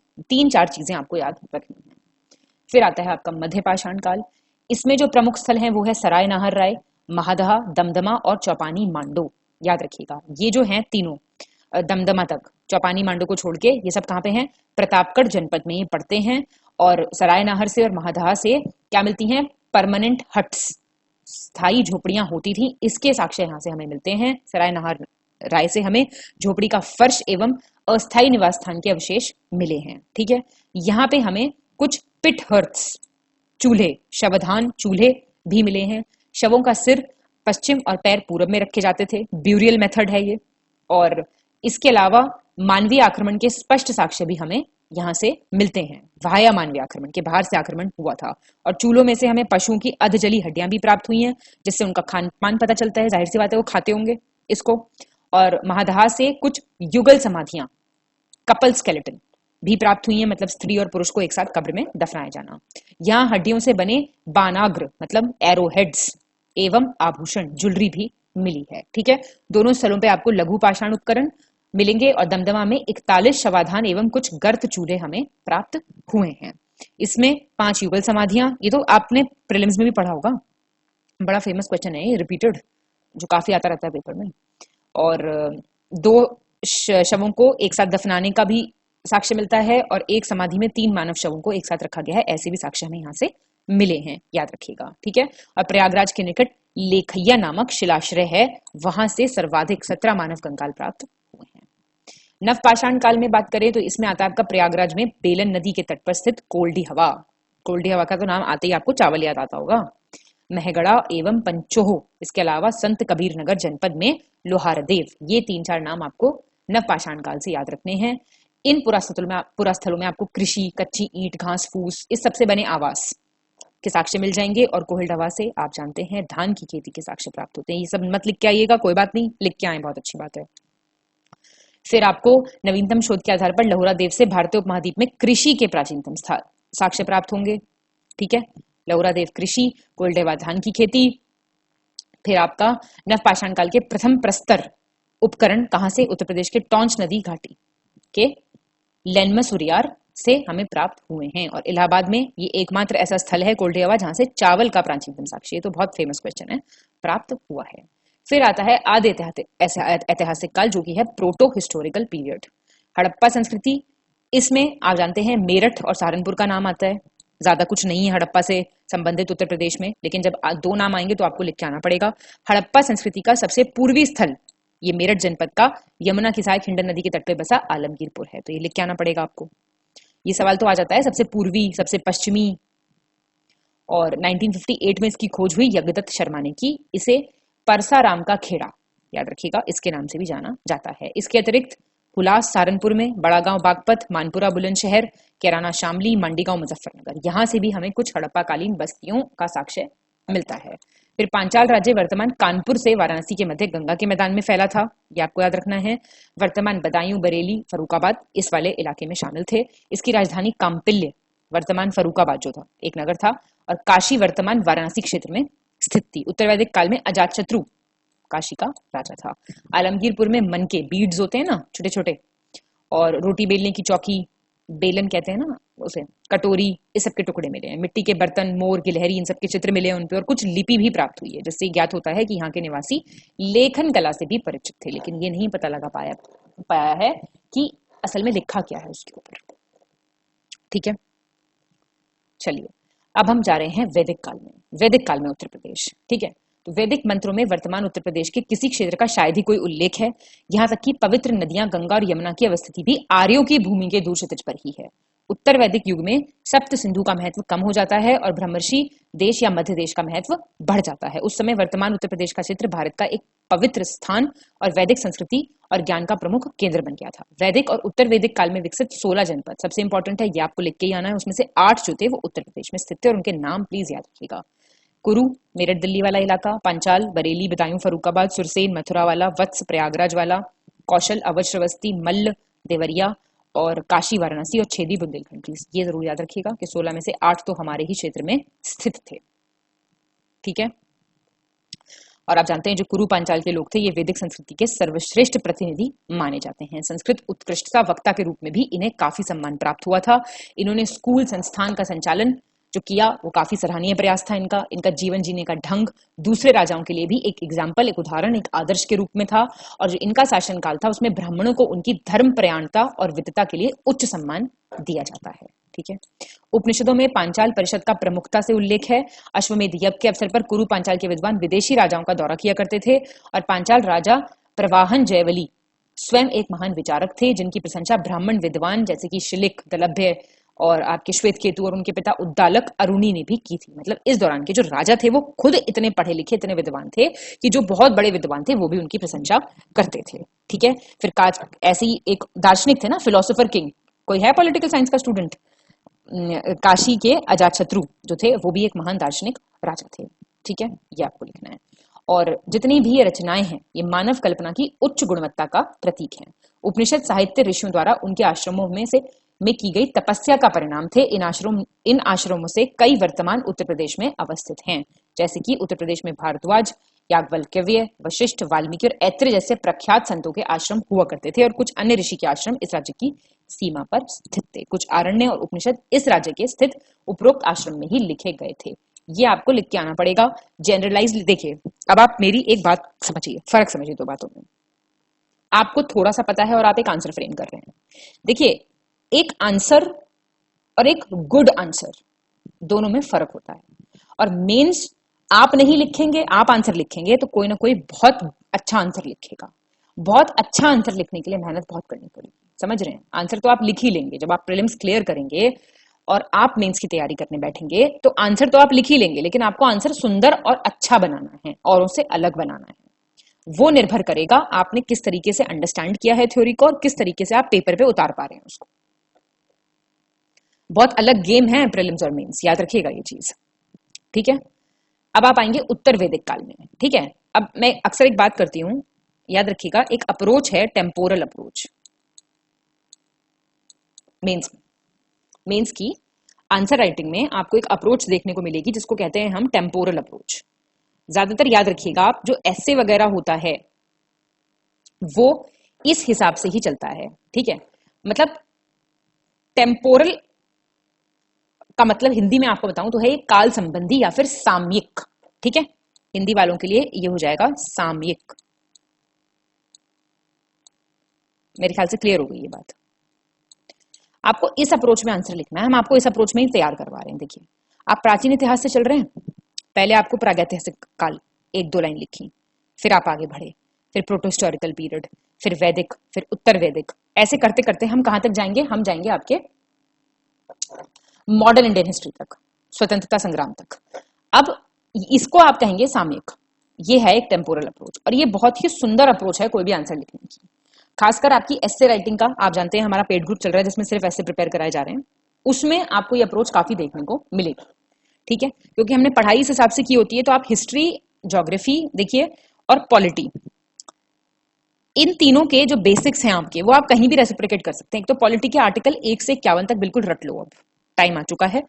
प्रीलिम्स तक मैंने कहा था रट लो रट लो रट लो, लेकिन अब उससे आपका आंसर बहुत ब्यूटीफाई हो सकता है, बहुत सुंदर लग सकता है अगर आप कुछ कुछ आर्टिकल्स भी लिख के आते हैं तो, ठीक है। सब प्रैक्टिस कराया जाएगा, सब आपको चीजें बताई जाएंगी। अभी सिर्फ आप थ्योरी प्रिपेयर करने पे थोड़ा सा ध्यान दीजिए, थोड़ा सा मतलब माल पानी तैयार कर लीजिए अपने पास, जिससे फिर चल पाए आप, ठीक है। अब आपका आ गया है उत्तर वैदिक काल। अब उत्तर प्रदेश की सांस्कृतिक विरासत के प्रमाण हमें रामायण और महाभारत की अवधि अर्थात महाकाव्य काल से प्राप्त होते हैं। ये महाकाव्य काल कहलाता है, ठीक है। और रामायण की कहानी कौशल के इक्ष्वाकु वंश और हस्तिनापुर के कुरु वंश के महाभारत के इर्द गिर्द घूमती है। स्थानीय लोगों का दृढ़ विश्वास है कि रामायण के लेखक महर्षि वाल्मीकि का जो आश्रम है वो ब्रह्मवर्त कानपुर जिले के पास बिट्ठूर में स्थित था और ये नैमिषारण्य में के परिवेश में था, जिन्होंने महाभारत की कहानी उसी अनुसार सुनाई जैसे कि उन्होंने व्यास जी से सुनी थी। तो ऐसी बहुत ही दृढ़ मान्यता है। कुछ स्मृतियां, पुराण भी उत्तर प्रदेश में ही लिखे गए थे। फिर आप जानते हैं गौतम बुद्ध, महावीर, मक्खलीपुत्र गोसाल, ये सब विचारक थे जो उत्तर प्रदेश में जिन्होंने क्रांति लाई थी। और इसमें से श्रवस्ती के निकट श्रवण में पैदा हुआ मक्खलीपुत्र गोसाल आजीविका संप्रदाय है ना, उसके संस्थापक भी थे, ठीक है। अच्छा, आजीविका जो संप्रदाय वाले लोग हैं, आजीविका सेक्ट, वो क्या मानते हैं, किस चीज में बिलीव करते हैं, जरा मुझे एक लाइन में कमेंट करके बताइए। तो इससे ये पता लगेगा कि आपको ये बेसिक टर्म्स पता हैं कि नहीं पता है, ठीक है। बताइए मुझे कमेंट करके। फिर आप जानते हैं 24वें जो तीर्थंकर थे भगवान महावीर, उनका जन्म बिहार में हुआ था, लेकिन उत्तर प्रदेश में भी उनके अनुयायियों की एक बहुत बड़ी संख्या मानी जाती है। इसमें 2 बार जब बरसात का मौसम होता था तो जो ये जैन धर्म के प्रचारक वगैरह होते थे ना, तो ये रुक जाते थे एक जगह पे। तो ऐसे ही बरसात में यूपी में रुके थे, एक बार श्रवस्ती में और फिर देवरिया के पास पंडरौना में। ये लिख के आएंगे आप, ठीक है। पावा उनका अंतिम विश्राम मृत्यु स्थल था और फिर वास्तव में उत्तर प्रदेश में जैन धर्म महावीर के समय से पहले भी लोकप्रिय हो गया था, क्योंकि और भी तो तीर्थंकर थे, पार्श्वनाथ, सांभरनाथ, चंद्रप्रभा, ये कई तीर्थंकर थे जो इस राज्य के विभिन्न शहरों में पैदा हुए और यहीं पे उन्होंने अपना कैवल्य ज्ञान, जिससे उन्हें एनलाइटनमेंट मिला, वो प्राप्त किया था, ठीक है। बस इतना ध्यान रखना है। और एक जैन स्तूप के अवशेष भी मथुरा के कनकली टीला के पास जो है खुदाई के बाद प्राप्त हुए हैं, जबकि प्रारंभिक मध्य युग में निर्मित जैन मंदिर अभी भी देवगढ़, चंदेरी और अन्य स्थानों में संरक्षित हैं। मतलब 24वें तीर्थंकर जब आए उससे पहले से जैन धर्म का यहाँ पे प्रचार हो चुका था, ठीक है। फिर महात्मा बुद्ध के युग में उत्तर प्रदेश कैसा था? बौद्ध धर्म के संस्थापक आप जानते हैं गौतम बुद्ध, इनका जन्म नेपाल के लुम्बिनी में हुआ था। इनके पिता कौन थे? राजा शुद्धोधन। ये सब तो आपको बिल्कुल रटा होना चाहिए। एक छोटे से राजे कपिलवस्तु के शासक हुआ करते थे। इनकी मदर थी माया, वो एक छोटे और राजे देवदा, अब जो देवरिया जिले में है, उस शासक परिवार से उनका ताल्लुक था। धामेक स्तूप कहाँ पे? भारत के उत्तर प्रदेश के वाराणसी में सारनाथ में स्थित एक विशाल स्तूप है। और इन स्तूपों की उत्पत्ति पूर्व बौद्ध तुमली के रूप में हुई है, जिसमें तपस्वियों को एक बैठने की स्थिति में दफनाया जाता था, जिसे हम बोलते थे चैत्य और विहार पढ़ा है आपने वो। बुद्ध के परिनिर्वाण के बाद जो उनके अवशेष थे, उनका अंतिम संस्कार किया गया। उसके बाद उसको 8 टीलों में, 8 अर्न्स, 8 वेसल्स में विभाजित कर दिया गया और उनको अलग अलग जगहों पे दफनाया गया था। इसके अलावा 2 और टीले थे जिसमें कलश और अंगारे ढक के उनको दफनाया था, ठीक है। और सारनाथ और सांची में जो स्तूप हैं। कुछ और भी प्राचीन टीलों के अलंकरण यहाँ से हमें प्राप्त होते हैं। सारनाथ में बुद्ध की विभिन्न जीवन उपलब्धियों को चिन्हित करने के उद्देश्य से 249 ईसा पूर्व में महान मौर्य सम्राट अशोक के आदेश में इसको निर्मित किया गया था और पूर्व संरचना को प्रतिस्थापित करके 500 ईस्वी में धार्मिक स्तूप का निर्माण कराया गया था। ठीक है, और इसके अलावा भी बहुत अन्य स्मारक भी बनवाए गए थे। और आप जानते हैं कैसे बनते हैं ये, बड़े पत्थरों से गिरे गोलाकार टीले के रूप में इसकी उत्पत्ति होती है। राजा जो अशोक था उसने बुद्ध और उनके शिष्यों के कैल्कुलाइड हड्डी और अन्य अवशेषों के छोटे छोटे टुकड़ों को स्थापित करने के लिए स्तूपों का जो निर्माण कराया था। बेसिकली मतलब जो रिमेन्स रह गए थे ना बुद्धा के, उनको दफनाने के लिए स्तूप बने। ठीक है, फिर इस स्थल के पास एक अशोक स्तंभ भी है जिसपे गुदा हुआ है शिलालेख। धार्मिक स्तूप के माध्यम से उस स्थान को चिन्हित किया गया है। ऋषि पट्टन, अभी नीचे पढ़ेंगे भी हम पूरा इसके बारे में, जिसका अनुवाद जहां ऋषि पहुंचे के रूप में किया जा सकता है, जहां पे बुद्ध के ज्ञान प्राप्त करने के बाद कौंडिन्य के नेतृत्व में अपने पहले 5 शिष्यों को प्रथम उपदेश दिया था ऋषिपट्टन। ठीक है, फिर वर्तमान आकार में स्तूप ईंटों और पत्थरों का एक ठोस सिलेंडर है, सिलेंड्रिकल है शेप इसकी। कितनी ऊंचाई है कितनी नहीं है मत लिखना, हल्का सा डायग्राम बना के आ सकते हो तो नेट पे 2-4 सिंप्लीफाइड डायग्राम देख सकते हो, वो बना लेना। ठीक है, और ये सारनाथ की सबसे विशाल संरचना है। इसकी दीवार पर मनुष्य और पक्षियों के नक्काशीदार आकृतियां आपको ब्राह्म लिपि में लिखे हुए शिलालेख भी मिल जाएंगे। बुद्ध ने बिहार के बौद्धिया में आप जानते हैं ज्ञान प्राप्त किया था। ठीक है, लेकिन यह उत्तर प्रदेश के सारनाथ के पास इसी पट्टनम या मृगदाव में उन्होंने अपना पहला उपदेश दिया था। द डियर पार्क सारनाथ गए हो, वहां पे उन्होंने अपने आदेश की नींव रखी थी। ठीक है, तो सारनाथ को धम्म और संघ का जन्म स्थान होने का गौरव प्राप्त है। ये बौद्ध धर्म की प्रमुख पवित्र त्रिमूर्ति द होली ट्रिनिटी के 2 तत्व हैं, जिसमें से तीसरा स्वयं बुद्ध है। लिख के आना है, इंपॉर्टेंट लाइन। और उत्तर प्रदेश में महात्मा बुद्ध की जीवनी से संबंधित अन्य प्रमुख स्थानों में कुशीनगर एक नाम आता है, जहां पे उन्होंने महापरिनिर्वाण प्राप्त किया था। ठीक है, इसके अलावा कोसल की राजधानी श्रवस्ती शंक्याश्र संकिसा एटा के पास है, यहां भी उनके जीवन की कुछ उल्लेखनीय घटना घटित हुई थी। ठीक है, तत्कालीन उत्तर प्रदेश के अंतर्गत आने वाले कई राज्यों के शासक बुद्ध की शिक्षाओं से काफी प्रभावित थे। इतनी बात क्लियर हो गई। अब राज्य के लोग भी महात्मा बुद्ध के प्रति प्रेम और भक्ति दिखाने में पीछे नहीं रहे हैं। बुद्ध का अधिकांश मठवासी जो था जीवन, वो कहां था? उत्तर प्रदेश में ही व्यतीत हुआ था। लिख सकते हैं आप ये लाइन, अच्छी लाइन। अब देखिए, प्लीज ये कमेंट मत करिएगा कि इसके अतिरिक्त, इसके अलावा आप कुछ और नहीं पढ़ा रही हैं। आप इतना तो जरा पढ़ के आंसर लिख दीजिए, तो मैं आपको इसके अलावा भी और 10 चीजें पढ़ा दूंगी। हम सर के इंस्ट्रक्शंस पे काम कर रहे हैं, समझ रहे हैं आप? ज्ञान सर का फॉर्मेट है ये। पहले आपको थ्योरी पढ़ाई जाएगी, साथ साथ आपको आंसर राइटिंग प्रैक्टिस कराई जाएगी। उसके बाद आप टेस्ट सीरीज ज्वाइन कीजिए, आप आंसर राइटिंग करिए, पैरेलल चलाते रहिए। उसके बाद आपको 500 बेस्ट मॉड्यूल क्वेश्चंस और आंसर्स का फॉर्मेट दिया जाएगा, यूट्यूब पे सबके लिए फ्री कराया जाएगा वो। तो इस हिसाब से आपको अपनी पढ़ाई करनी है। तो प्लीज मेरा अनुरोध रहेगा सबसे कि इस फॉर्मेट को आप प्लीज फॉलो करें, अपने मेंटर्स पे भरोसा करें, जिसका मटीरियल आप खोल के बैठे हैं ना। देखिए, या तो आप वीडियो खोलिए ही मत, लेकिन जब आप वीडियो खोल लेते हैं तो इसका मतलब आपका विश्वास का पहला चरण उठ गया है, आप चल पड़े हैं उस रास्ते पे। तब उस रास्ते पे जरा बने रहिए बस आप। ठीक है, चलिए। अब इतना लिख देंगे आप तो सही रहेगा शुरू से लेके आखिर तक। और इसके अलावा बौद्ध और जैन धर्म के अलावा जो है यहाँ पे पौराणिक ब्राह्मणवाद भी बहुत लोकप्रिय हुआ था, तो ये आप लिख सकते हैं। फिर उत्तर प्रदेश में ब्राह्मणवाद जो पूज्य देवी देवताएं हैं उनकी कुषाण कालीन मंदिर से भी प्राचीन छवियां प्राप्त हुई हैं, जिससे पता चलता है कि काफी लोकप्रिय था ये। और मथुरा जानते हैं मूर्ति कला का जन्म स्थान रहा है। बहुत सारी कलाओं में निर्मित इस मत के अन्य मंदिर वाराणसी, प्रयागराज, बलिया, झांसी, कानपुर और गाजीपुर में भी स्थित हैं। तो इतनी बात आपको याद रखनी है जितनी मैंने आपको अब तक बताई हैं। छोटे छोटे पॉइंट्स 2 बार वीडियो देख लो, मैं बता रही हूँ। एक एक लाइन के नोट बना लो, आंसर में गड़बड़ हो जाए ना तो बात है। करोगे हो नहीं इतना, उससे पहले ही परेशान हो के कमेंट्स करना शुरू कर दोगे, ऐसा मत करना। चलो, अब आप देखो उत्तर प्रदेश के धार्मिक और सांस्कृतिक इतिहास का निर्माण कैसे होता है। महात्मा बुद्ध के समय अयोध्या, प्रयागराज, वाराणसी, मथुरा और इन सब शहरों में भारत में धार्मिक और सांस्कृतिक इतिहास का निर्माण शुरू हो रहा था। काफी महत्वपूर्ण भूमिका ये शहर निभा रहे थे। आज भी आप बहुत अच्छे से जानते हैं कि बहुत ही अच्छे धार्मिक शहर हैं और अच्छी बढ़ोतरी हो रही है और बढ़िया काम हो रहा है इन सब जगहों पे। तो इनका ऐसा इतिहास रहा है। इस क्षेत्र पे शासन करने वाले कई राजा, उनके द्वारा किए गए वैदिक अनुष्ठान और उनके द्वारा शिक्षा को दिए गए संरक्षण के कारण जो है वो अमर रहे थे। अब जाहिर सी बात है, जहां पे धार्मिक स्थलों का निर्माण होगा वहां धार्मिक शिक्षा का भी बहुत अच्छा निर्माण होगा। अश्वघोष, ये नाम आपको लिख के आने हैं। अश्वघोष, कालिदास, बाण, मयूर, दिवाकर, वाकपति, भवभूति, राजशेखर, लक्ष्मीधर, श्रीहर्ष और कृष्ण मिश्र, ये सब नाम याद रखिएगा, 2-4 भी लिख के आएंगे तो सही रहेगा। इन विद्वानों से जो ये राजा थे विभिन्न, ये सुशोभित रहते थे। इनके जो राज दरबार होते थे उसमें ऐसे ऐसे विद्वान बैठते थे। प्रसिद्ध इतिहासकार युआन चोंग, इनका कहना है कि, प्लीज ध्यान दीजिएगा यहाँ पे, उत्तर प्रदेश के लोग भाषा में पारंगत थे और वो इसे सही ढंग से बोलते थे। यहाँ उच्चारण देवों की तरह सुंदर, श्रवण योग्य और स्पष्ट था। ये लाइन जरूर लिखनी है। वाराणसी महात्मा बुद्ध के समय से ही शिक्षा का एक प्रमुख केंद्र बना। उत्तर प्रदेश में अयोध्या और मथुरा राम और कृष्ण के जन्म स्थान के रूप में आप जानते हैं प्रसिद्ध स्थान है। देश के कोने कोने से तीर्थयात्री यहाँ आगमन करते थे और इस प्रकार उत्तर प्रदेश को तीर्थराज कहा जाता था। इसी प्रकार उत्तर पर्वतीय क्षेत्र, जहाँ कैलाश और मानसरोवर स्थित हैं और जहां से देश की पवित्र नदियां निकलती हैं, भी तीर्थयात्रियों के लिए पवित्र स्थल बने रहे। अब मौर्य काल के दौरान उत्तर प्रदेश कैसा रहा? 3री शताब्दी ईसा पूर्व में मौर्यों के उदय के साथ उत्तर प्रदेश में कला के इतिहास की एक नई शुरुआत हुई थी।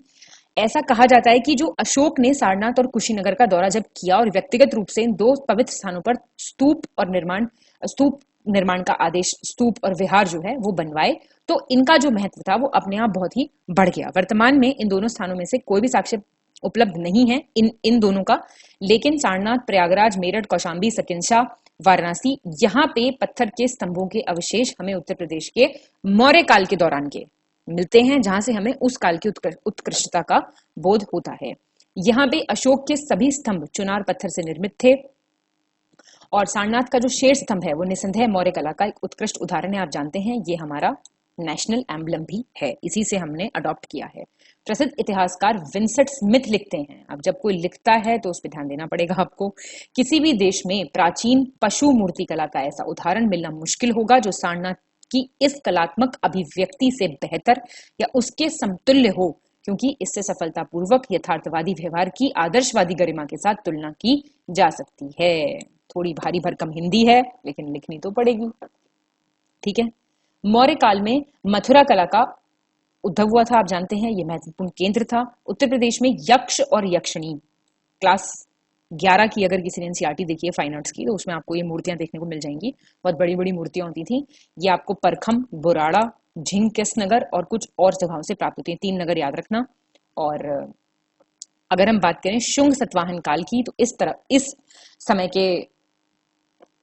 इस समय में भी उत्तर प्रदेश में कलात्मक गतिविधियां काफी प्रचलन में थी। सारनाथ के खंडरों से प्राप्त बड़ी संख्या में स्थापत्य प्रमाणों में हमें इस अवधि के दौरान बने भवनों के निर्माण की जानकारी मिलती है और इस काल में निर्मित एक अर्धवृत्ताकार मंदिर के अवशेष के नाम पर अब केवल इसकी नींव की दीवार रह गई है। उन दिनों Mathura, Bharuch, Sanchi school of art का एक प्रमुख केंद्र हुआ करता था और उपरोक्त स्कूलों के कई महत्वपूर्ण नमूने हमें यहाँ से प्राप्त होते हैं।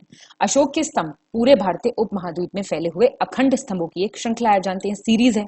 अशोक के जितने भी पिलर्स रहे हैं, जिनका निर्माण मौर्य सम्राट अशोक ने अपने शासनकाल के दौरान ही करवाया था। इनका बेटा बेटी हिंदुस्तान से बाहर भी जाते थे, वो धम्म फैलाना था ना इन्हें हर जगह, और इन्होंने अपने स्वयं के स्तंभों का वर्णन करने के लिए धर्म स्तंभ अर्थात धर्म के स्तंभ शब्द का प्रयोग किया है, ठीक है।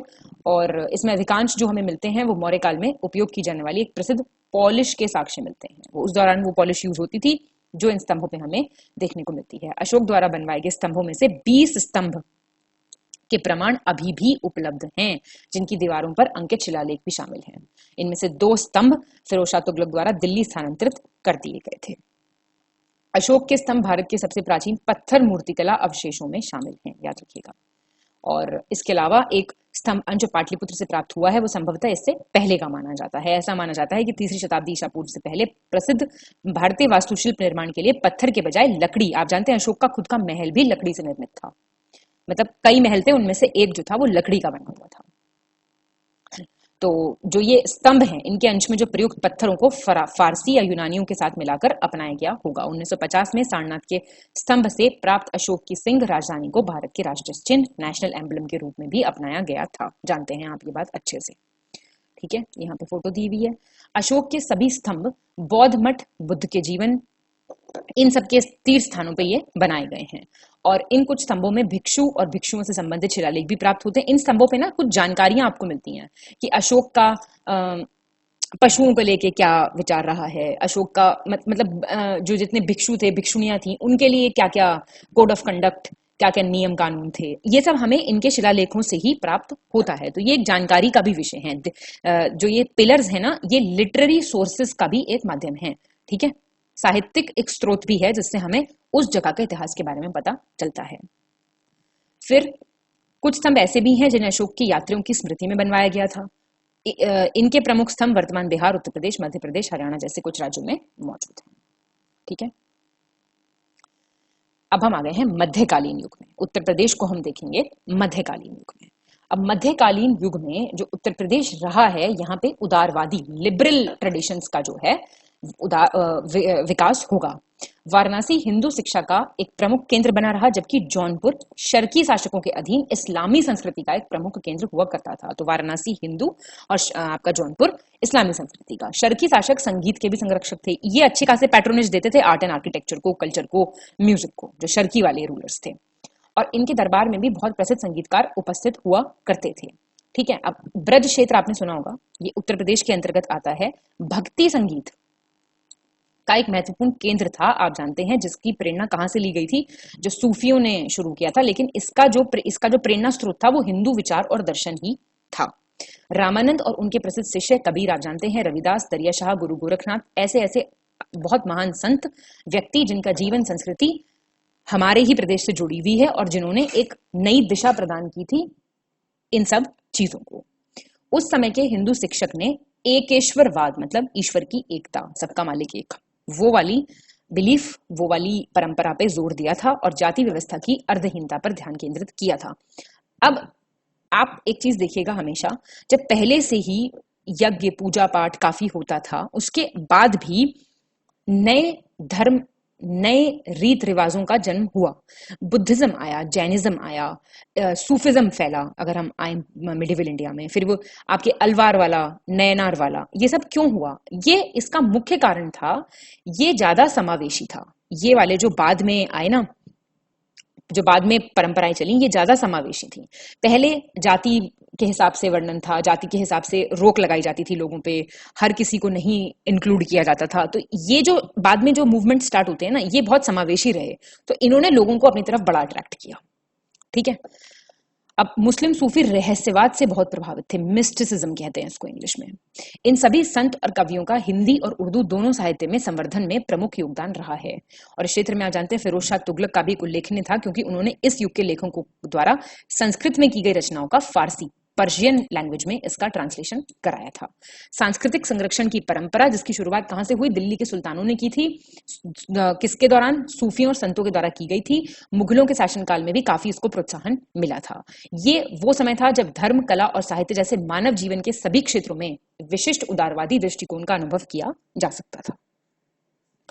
इस हमें हम बात करें मुस्लिम शिक्षा की, तो उसके लिए कई मदरसे, मकतब, ये सब शुरू किए गए थे, जबकि वाराणसी हिंदू शिक्षा का पारंपरिक केंद्र बना रहा।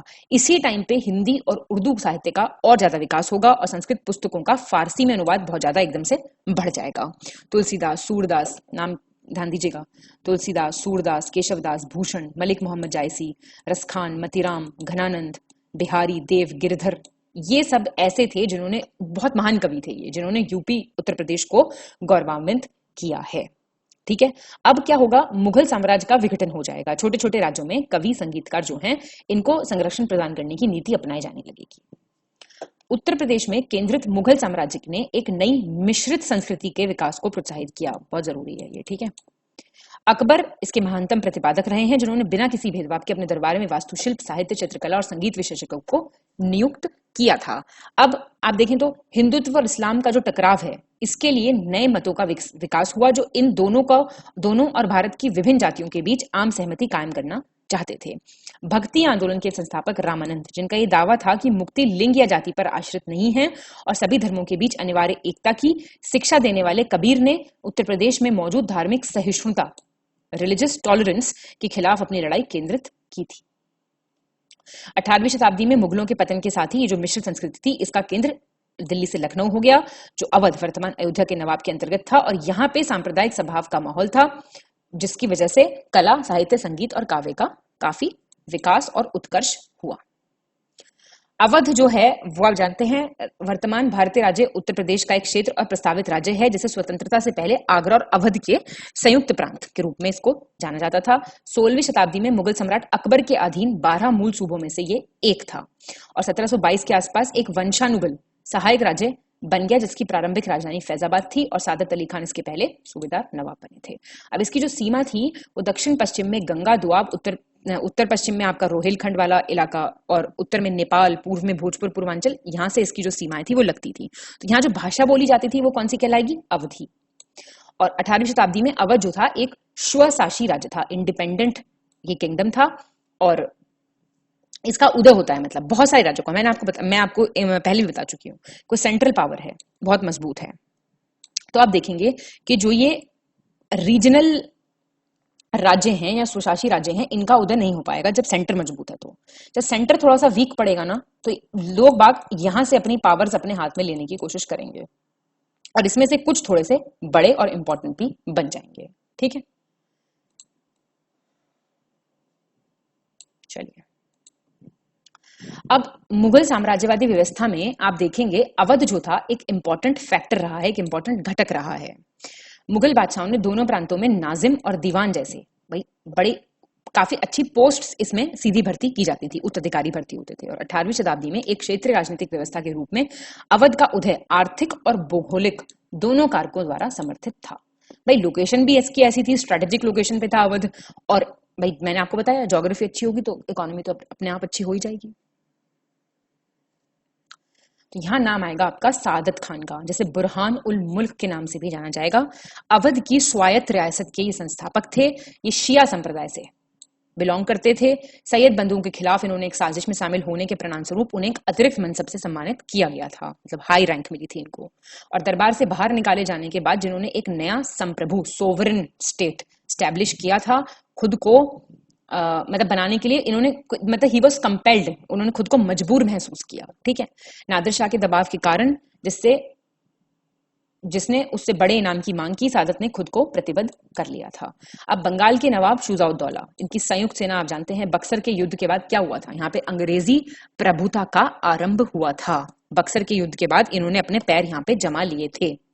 ठीक है, तो यहाँ पे अवध के नवाब की बड़ी छींची हुई थी, इनकी प्रतिष्ठा को गंभीर रूप से कमजोर कर दिया गया था। आप जानते हैं इलाहाबाद की संधि हुई थी, इसमें अवध को ब्रिटिश महाजाल में लाके खड़ा कर दिया था और इसी संधि में शुजाउद्दौला को अवध को उचित रखने की अनुमति दी गई थी, लेकिन कोड़ा और इलाहाबाद जो है वो मुगल बादशाह को दे दी गई थी। 2 संधि हुई थी ना इलाहाबाद की, तो 1775 में, और उसके बाद नवाबी की जो भेदता थी उस पर विशेष ध्यान दिया गया था।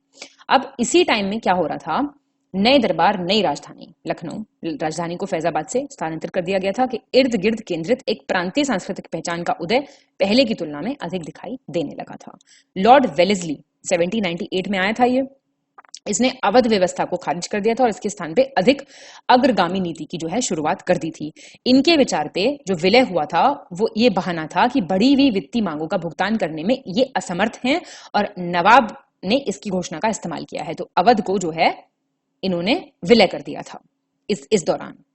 ठीक है, तो ये आपने मध्यकालीन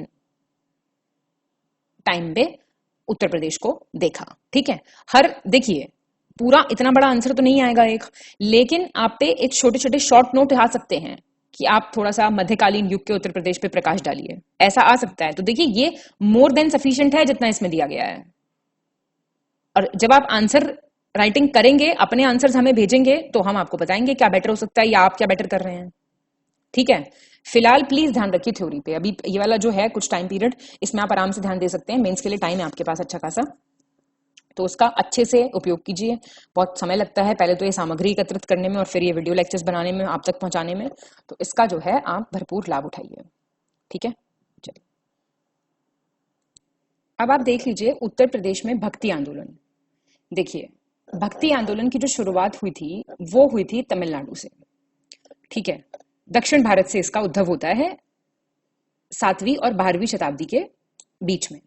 अब इसमें 2 थे डिविजन्स, एक नयनार जो थे शिव के भक्त और एक थे अलवार जो थे विष्णु के भक्त। इन्हीं की भावनात्मक कविताएं जो हैं इनमें परिलक्षित होती हैं। इन संतों ने धर्म को एक नया औपचारिक पूजा के रूप में नहीं बल्कि उपासक और उपासना के बीच, मतलब डिवोटी और जो आपको वर्शिप जिसकी आप कर रहे हो, वर्शिपर और वर्शिपी, उनके बीच का जो प्रेम है, बॉन्ड है, कनेक्शन है, उसको इन्होंने उस आधार पे परिभाषित किया था। ठीक है, हिंदू संतों ने हमेशा दुनिया की मदद की है और उन्हें मुख्य रूप से क्या नाम से जाना जाता है? गुरु। भाई गुरु परंपरा कहां से आती है? हमारे देश से तो आती है आज भी।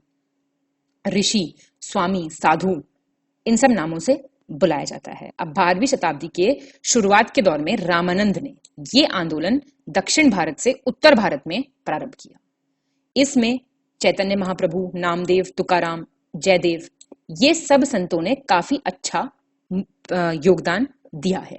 भक्ति आंदोलन का उद्देश्य क्या था? हिंदू धर्म एवं समाज में सुधार, रिफॉर्म, और इस्लाम एवं हिंदू धर्म में समन्वय।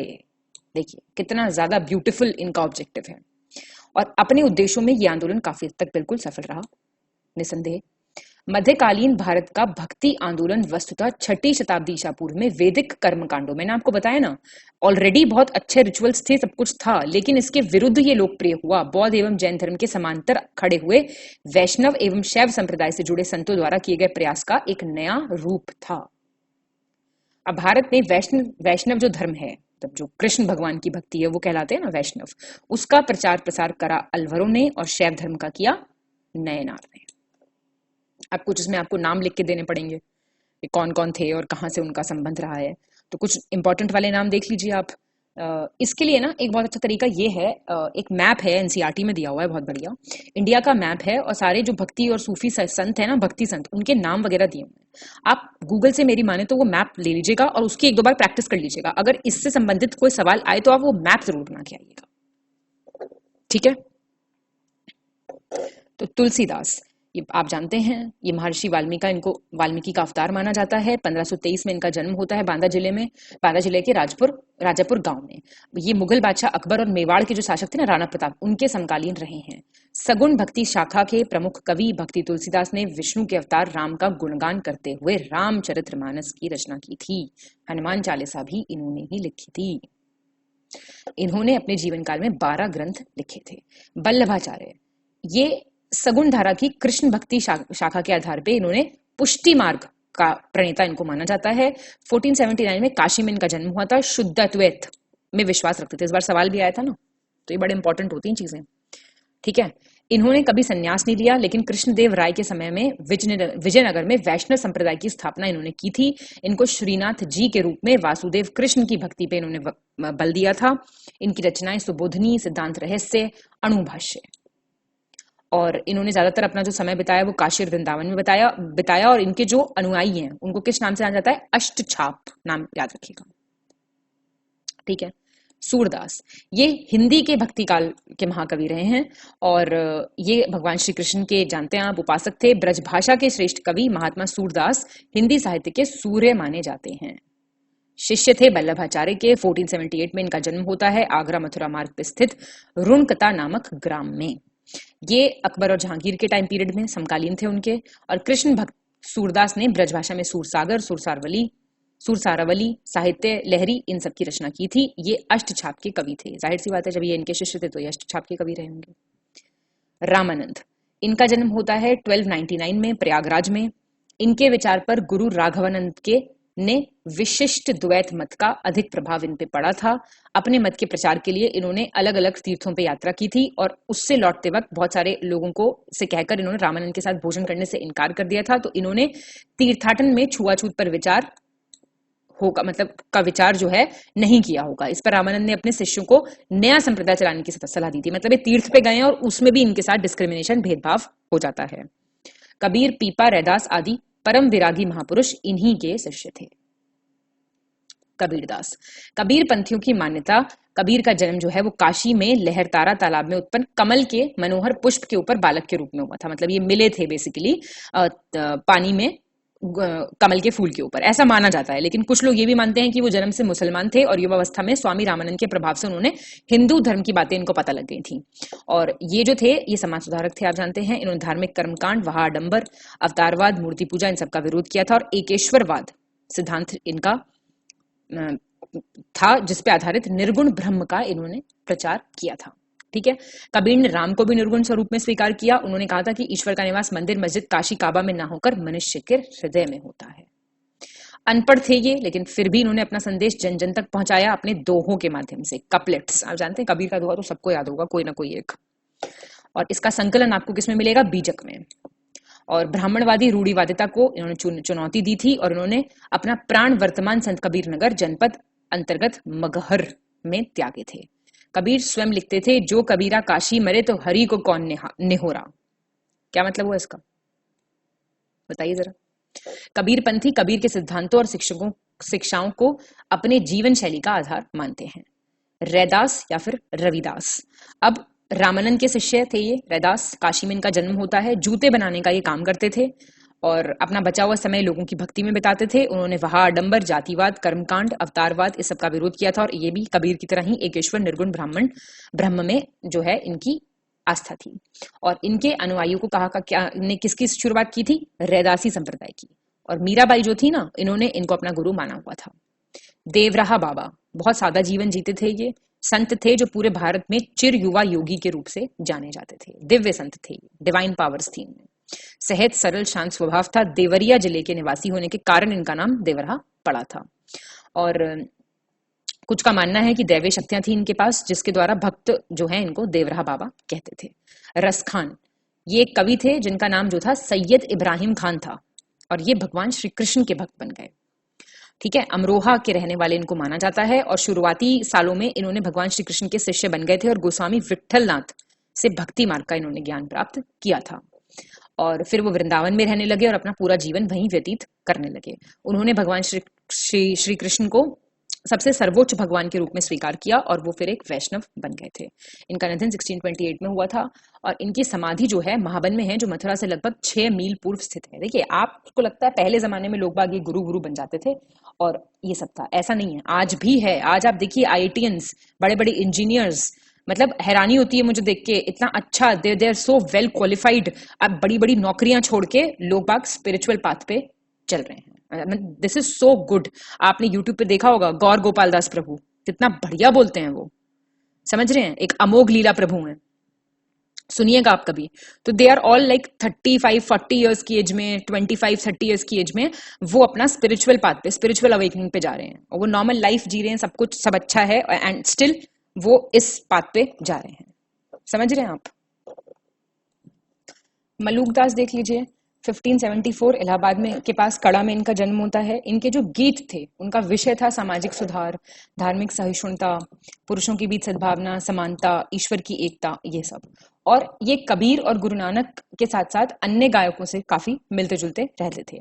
अब जितने भी ये रहे ना भक्ति सूफी सेंट्स, ये सब गाते थे बहुत बढ़िया। जो भी इनको सिखाना पढ़ाना होता था वो ये अपने गीतों के माध्यम से बहुत ज्यादा फैलाते थे चीजें। ठीक है। और बादशाह औरंगजेब ने दास के मूल्य को पहचाना और उन्हें और उनके शिष्यों को 2 गांव दान में दिए थे। औरंगजेब ने इनको मूलकदास जो द्वारा मूलकदास को भेजे गए एक मुस्लिम अधिकारी ने मीर माधव नाम प्राप्त किया था, और जो कि मुस्लिम नाम मीर और हिंदू शब्द माधव का संयोजन था। और इनकी कब्र है मलुकदास की कब्र के पास ही। फिर है आपके श्रीहित हरिवंश चंद्र महाप्रभु, ये ब्रजभाषा के भक्ति कवि, संत और राधा वल्लभ संप्रदाय के संस्थापक हैं और इनका प्रमुख कार्य स्रोत हित 84 है। याद रखिएगा, काटा नहीं है, मैंने ये हाईलाइट किया है। और जो इनके अनुयायी हैं उनके द्वारा भगवान कृष्ण, हरि और कृष्ण की बांसुरी का इनको अवतार, मतलब जो इनके भक्त हैं वो इनको श्री कृष्ण की बांसुरी का अवतार मानते हैं। ठीक है। अब आ गया हमारा ब्रिटिश काल के समय, उत्तर प्रदेश। अब आप जानते हैं ब्रिटिश शासन की स्थापना, विस्तार, इस सभी में उत्तर प्रदेश की काफी खासा भूमिका रही है। ब्रिटिश ईस्ट इंडिया कंपनी के जो तीसरे नवाब का शासनकाल था, उस दौरान अवध शासकों से इसका संपर्क हुआ था, ब्रिटिश ईस्ट इंडिया कंपनी का। अब इसमें उत्तर प्रदेश का जो इतिहास है वो ब्रिटिश शासन के दौरान और उसके बाद देश के इतिहास के साथ साथ चला, पैरेलल रहा।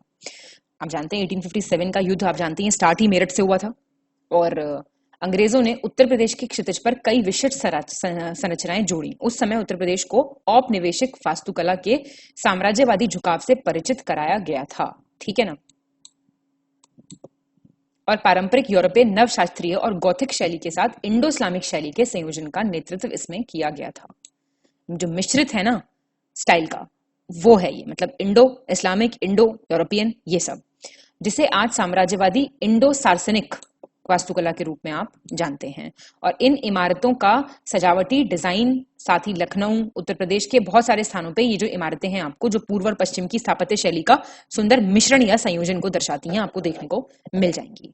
ठीक है, और इस समय की जो इमारतें हैं वो आधुनिक औपनिवेशिक स्पर्श के साथ पुराने सामान्य गुंबद और टावरों की उपस्थिति का प्रतिनिधित्व करती हैं। मिक्सचर है, फ्यूजन है ये बेसिकली।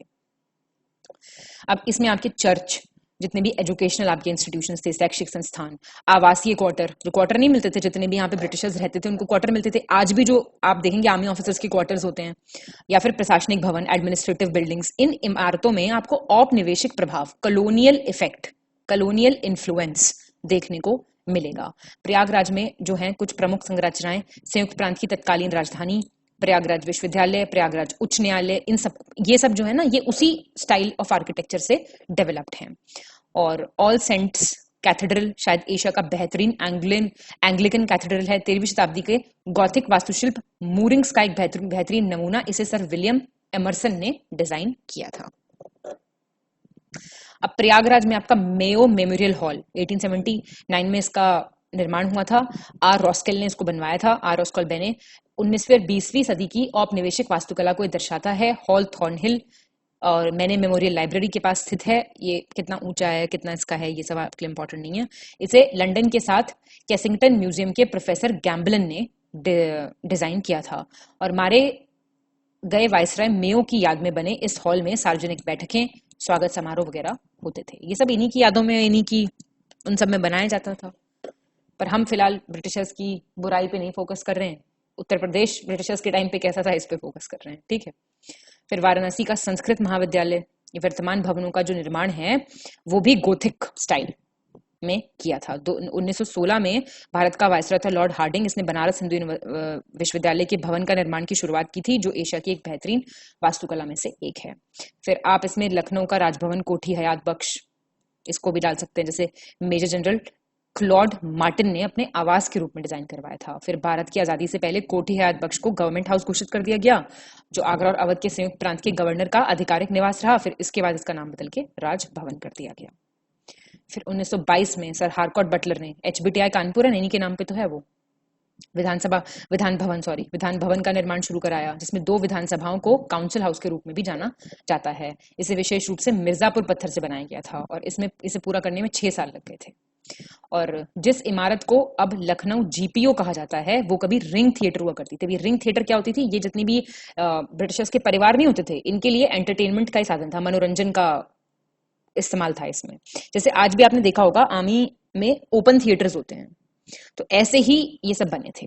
ठीक है, यहाँ पे फिल्मों की स्क्रीनिंग होती थी, या फिर कुछ भाई ये सब करा रहे हैं, प्ले वगैरह करा रहे हैं मंच के रूप में, अंग्रेजी नाटक भी यहाँ पे खेले जाते थे।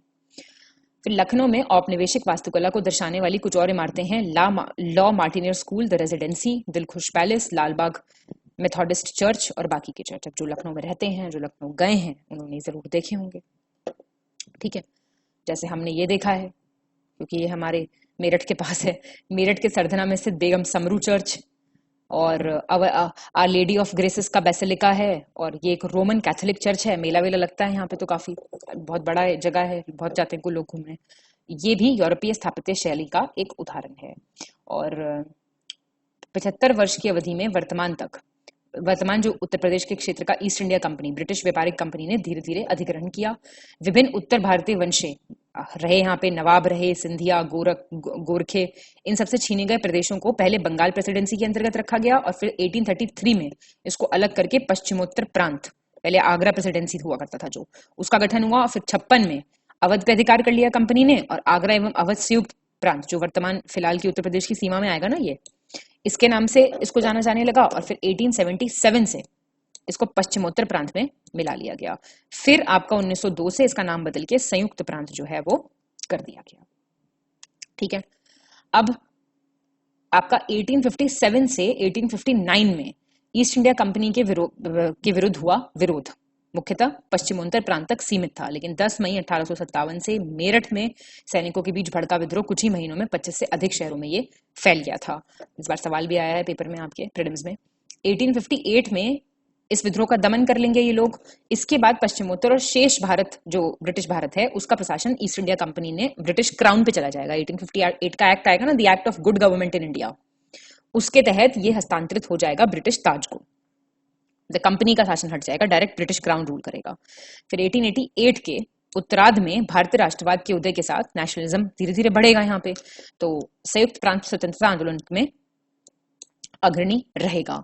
प्रदेश ने भारत को मोतीलाल नेहरू, मदन मोहन मालवीय, जवाहरलाल नेहरू, पुरुषोत्तम दास टंडन ऐसे बड़े राष्ट्रवादी राजनीतिक नेता यहीं से आते हैं।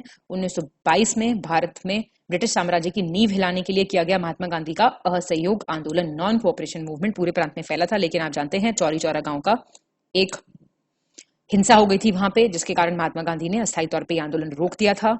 तो संयुक्त प्रांत मुस्लिम लीग की राजनीति का भी केंद्र रहा है। ब्रिटिश काल के दौरान रेलवे, नहर, ये सब प्रांत के भीतर संचार के साधनों का व्यापक विकास हुआ था और अंग्रेजों ने यहाँ मॉडर्न एजुकेशन को भी काफी बढ़ावा दिया था। आधुनिक शिक्षा के लिए लखनऊ विश्वविद्यालय बनाया 1921 में, और भी बहुत महाविद्यालय यहाँ पे स्थापित किए गए।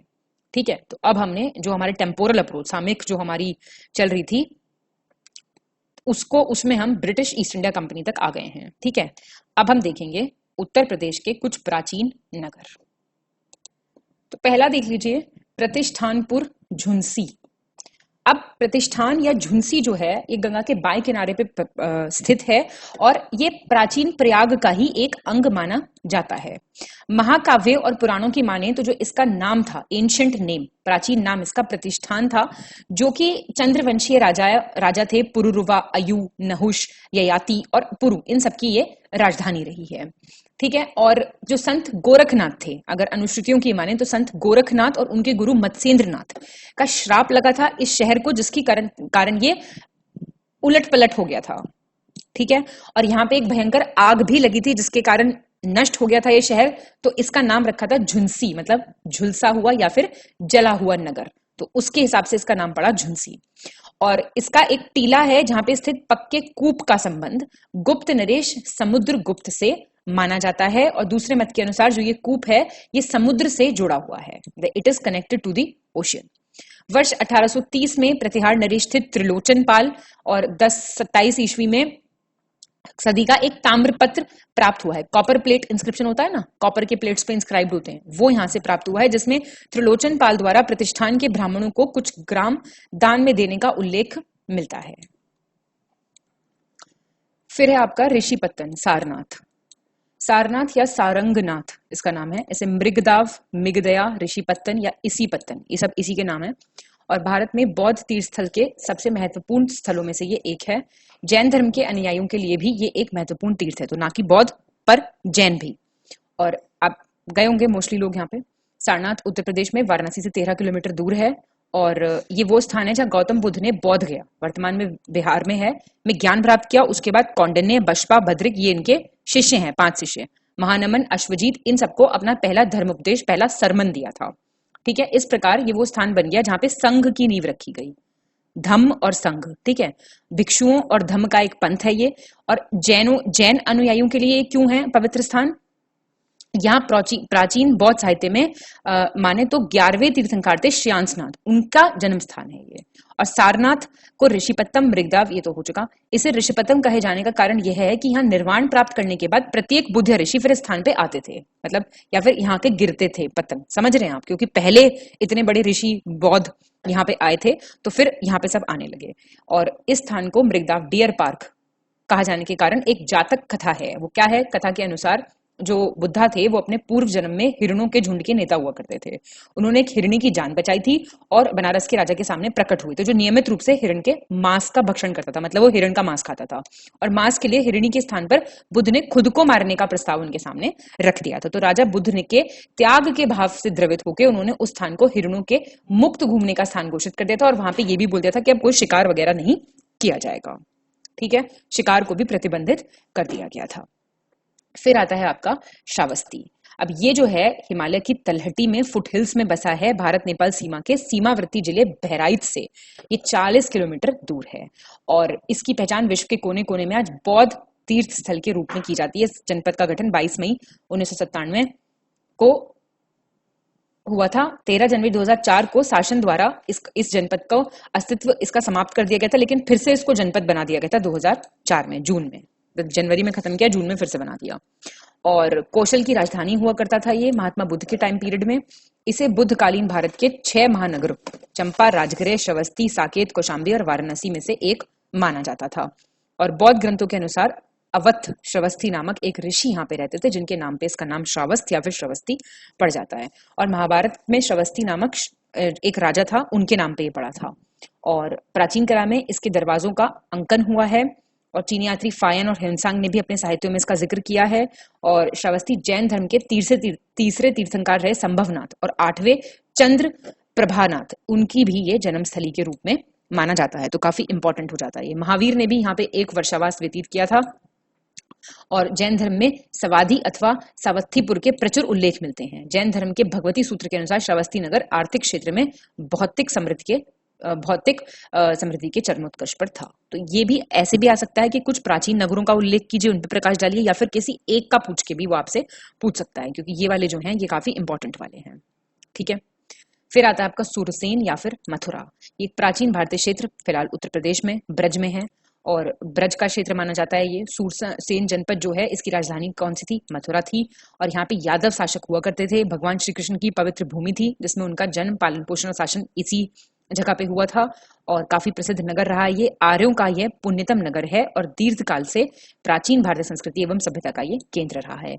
इसको पहले मधुपुरी कहते थे, उसी से इसका नाम पड़ा, क्योंकि मधु नामक दैत्य ने इसको बसाया था, और फिर ये शूरसेन राज्य की राजधानी बनी, और उसी वंशानुक्रम में उग्रसेन के आधिपत्य में ये आ गई थी। और यहाँ ये मातृभूमि है कृष्ण भगवान की, जन्म स्थान भी है, जो कि यदुवंश में पैदा हुए थे भगवान श्री कृष्ण। और मथुरा संग्रहालय में भारतीय पुरातत्व सर्वेक्षण पट्टिका के अनुसार शहर का उल्लेख सबसे पुराने भारतीय महाकाव्य रामायण में भी मिलता है हमें। ठीक है, इक्ष्वाकु राजकुमार शल्युग्न लवणासुर नामक राक्षस का वध करते हैं और इस भूमि पे दावा करते हैं, इस महाकाव्य की माने तो। और फिर इस स्थान में मधुवन के नाम से जाना जाने लगा, क्योंकि यहाँ पे ना वृक्ष बहुत ज्यादा थे, और फिर ये मधुपुरा बना, फिर ये बाद में बना मथुरा। 6ठी शताब्दी ईसा पूर्व में मथुरा सुरसेन साम्राज्य की राजधानी बनी। फिर शहर पर बाद में मौर्य साम्राज्य 4ठी से 2री शताब्दी का टाइम पीरियड है ये। मेगस्थनीज 3री शताब्दी ईसा पूर्व की शुरुआत में मथुरा को उल्लेख मेथोरा के नाम से करते हैं इंडिका में। और ऐसा लगता है कि कभी भी शुंग वंश जो है इसके सीधे नियंत्रण में नहीं था, क्योंकि मथुरा में शुंग उपस्थिति का एक भी पुरातात्विक अवशेष नहीं मिला है। ठीक है, और यूनानियों का भी नियंत्रण रहा है इस पे, और यवनराज शिलालेख के अनुसार 70 ईसा पूर्व तक बना रहा, जो मघेरा में पाया गया है। ठीक है, जो मथुरा से 17 किलोमीटर दूर एक शहर है। इतनी बात आपने शूरसेन यानी कि मथुरा के बारे में देख ली। अब आता है आपका महोत्सव नगर या फिर महोबा। अब इसका नाम है महोत्सव नगर, महान त्योहारों का शहर। जो नन्नुक नामक एक चंदेल राजवंश था, उसके संस्थापक थे, उसने इस शहर को स्थापित किया था। ठीक है, और बार्डिक परंपरा भी शहर के 3 अन्य नामों को संरक्षित करती है। उसके कौन से 3 नाम है अलग अलग? केकापुर, पतानपुर और रतनपुर। ठीक है, और उनके नाम जो हैं त्रेता और द्वापर युग में भी मौजूद हैं। गोखुर पहाड़ी स्थित पवित्र रामकुंड और सीता रसोई गुफा, ये सब इस बात को इंगित करती हैं कि भगवान राम की यात्रा के लिए ये महत्वपूर्ण माना जाता है, जिन्होंने चित्रकूट में 14 साल के टाइम के जो उनका वनवास चल रहा था, तो कुछ दिन यहाँ पे बिताए थे। चंदेल वंश के उदय से पहले महोबा में गहरवार और संघ प्रतिहार वंश का शासन होता था। और अंतिम प्रमुख चंदेल शासक की बात करें तो परमादिदेव या फिर परमाल। आज भी उनके 2 महान लड़ाके सेनापति आल्हा और उदल के युद्धों के कारण ये काफी लोकप्रिय है। दरबारी कवि थे जगनिक राव, उन्होंने अपने लोकप्रिय गाथा गीत जो होते हैं ना, वीर काव्य, बेलाड्स जिनको बोलते हैं इंग्लिश में, आल्हा खंड और आल्हा उदल का जो नाम है ना, उससे अमर है काफी। इनका नाम इस इलाके में काफी प्रचलित है, और ये जो काव्य है देश भर में हिंदी भाषी जनता के द्वारा गाया जाता है। और 1860 में फिर ईस्ट इंडिया कंपनी के एक अंग्रेज अधिकारी थे श्री विलियम वाटरफील्ड, गाथा गीत इस बैलाड से काफी प्रभावित हुए थे, और उन्होंने इसका इंग्लिश ट्रांसलेशन किया था, ले ऑफ आल्हा, इस टाइटल से। ठीक है, तो ये इतना फेमस है इस इलाके में। चलिए, तो अब आप देख लीजिए साकेत या फिर अयोध्या। अब जानते हैं अयोध्या को ऐतिहासिक रूप से जाना जाता है साकेत के नाम से। ठीक है, जो भारत में 6ठी शताब्दी के दौरान एक महत्वपूर्ण शहर रहा है। अब बुद्ध के समय में साकेत जो था, इस पे शासन किसका था? बुद्धिज्म के टाइम पे, जब गौतम बुद्ध थे, प्रसेन थी। उनकी कैपिटल होती थी श्रावस्ती, ठीक है। और मौर्य शासन के दौरान भी साकेत ने मतलब साकेत जो है काफी प्रमुख था। और 190 ईसा पूर्व के दौरान पंचाल और मथुर से संबंध बैक्टीरियन यूनानी अभियान द्वारा यहाँ पे हमला किया गया था। और गुप्त शासकों के दौरान अयोध्या अपने उच्चतम राजनीतिक महत्व पे पहुंचा था, जैसे कि कुमारगुप्त और स्कंदगुप्त के साम्राज्य की राजधानी को पाटलिपुत्र से अयोध्या स्थानांतरित कर दिया गया था, जहां पे इसका नाम बदला गया था, साकेत से होकर अयोध्या हो गया था। और इसको आप जानते हैं भगवान राम की राजधानी के रूप में परिभाषित किया जाता है, और बहुत जल्द बहुत बढ़िया मंदिर यहाँ पे बनने वाला है। लेकिन नरसिंह गुप्त के दौरान हुणों द्वारा साम्राज्य को नष्ट कर दिया गया, जिसकी वजह से जो राजधानी थी फिर वो कन्नौज चली गई, ठीक है। तो अब क्या हुआ, अयोध्या विस्मृत हो गई। फिर दूसरी सहस्त्राब्दी की शुरुआत में घेड़वाल कन्नौज में सत्ता में आए। इनके टाइम पे अयोध्या में बहुत सारे विष्णु मंदिर बनवाए गए। फिर बाद में राम का पंथ वैष्णववाद के भीतर विकसित हुआ, जिसमें राम को विष्णु का ही अवतार माना गया, ठीक है। और नतीजन तीर्थ स्थल के रूप में इसका महत्व जो है तो कोई कहने की बात ही नहीं। फिर ब्रिटिश शासन हुआ। स्वतंत्रता के बाद भी अयोध्या आध्यात्मिक दृष्टि से बहुत महत्वपूर्ण शहर के तौर पर रहा, हमेशा सुर्खियों में रहा है, जाहिर सी बात है, केस चलता रहा इतना लंबा। अयोध्या भारत का प्राचीनतम नगर है, जिसे बौद्ध काल में साकेत कहा जाने लगा, और फिर भारत के उत्तर प्रदेश में स्थित एक ऐतिहासिक और धार्मिक दृष्टि से ये एक महत्वपूर्ण नगर है। ये पवित्र सरयू नदी, घाघरा नदी के तट पे बसा हुआ है, और इसे कौशल जनपद में आता था ये इतिहास में। और प्रभु श्री राम की जन्मस्थली होने के कारण अयोध्या को मोक्षदायिनी एवं हिंदुओं की प्रमुख तीर्थस्थली के रूप में माना जाता है। ये लाइंस आपको लिख के आनी है, ठीक है, अगर सवाल आता है अयोध्या पे। तो इतनी बात हो गई। तो अब आ गया है हमारा लास्ट, काशी, वाराणसी। वाराणसी जो है संसार के प्राचीनतम बसे शहरों में से एक है, द ओल्डेस्ट लिविंग सिटी भी कहा जाता है इसको, जानते होंगे आप। इसे बनारस, काशी हिंदू धर्म का सर्वाधिक पवित्र नगरों में से एक माना जाता है। बाबा की नगरी है ये, विश्वनाथ जी की।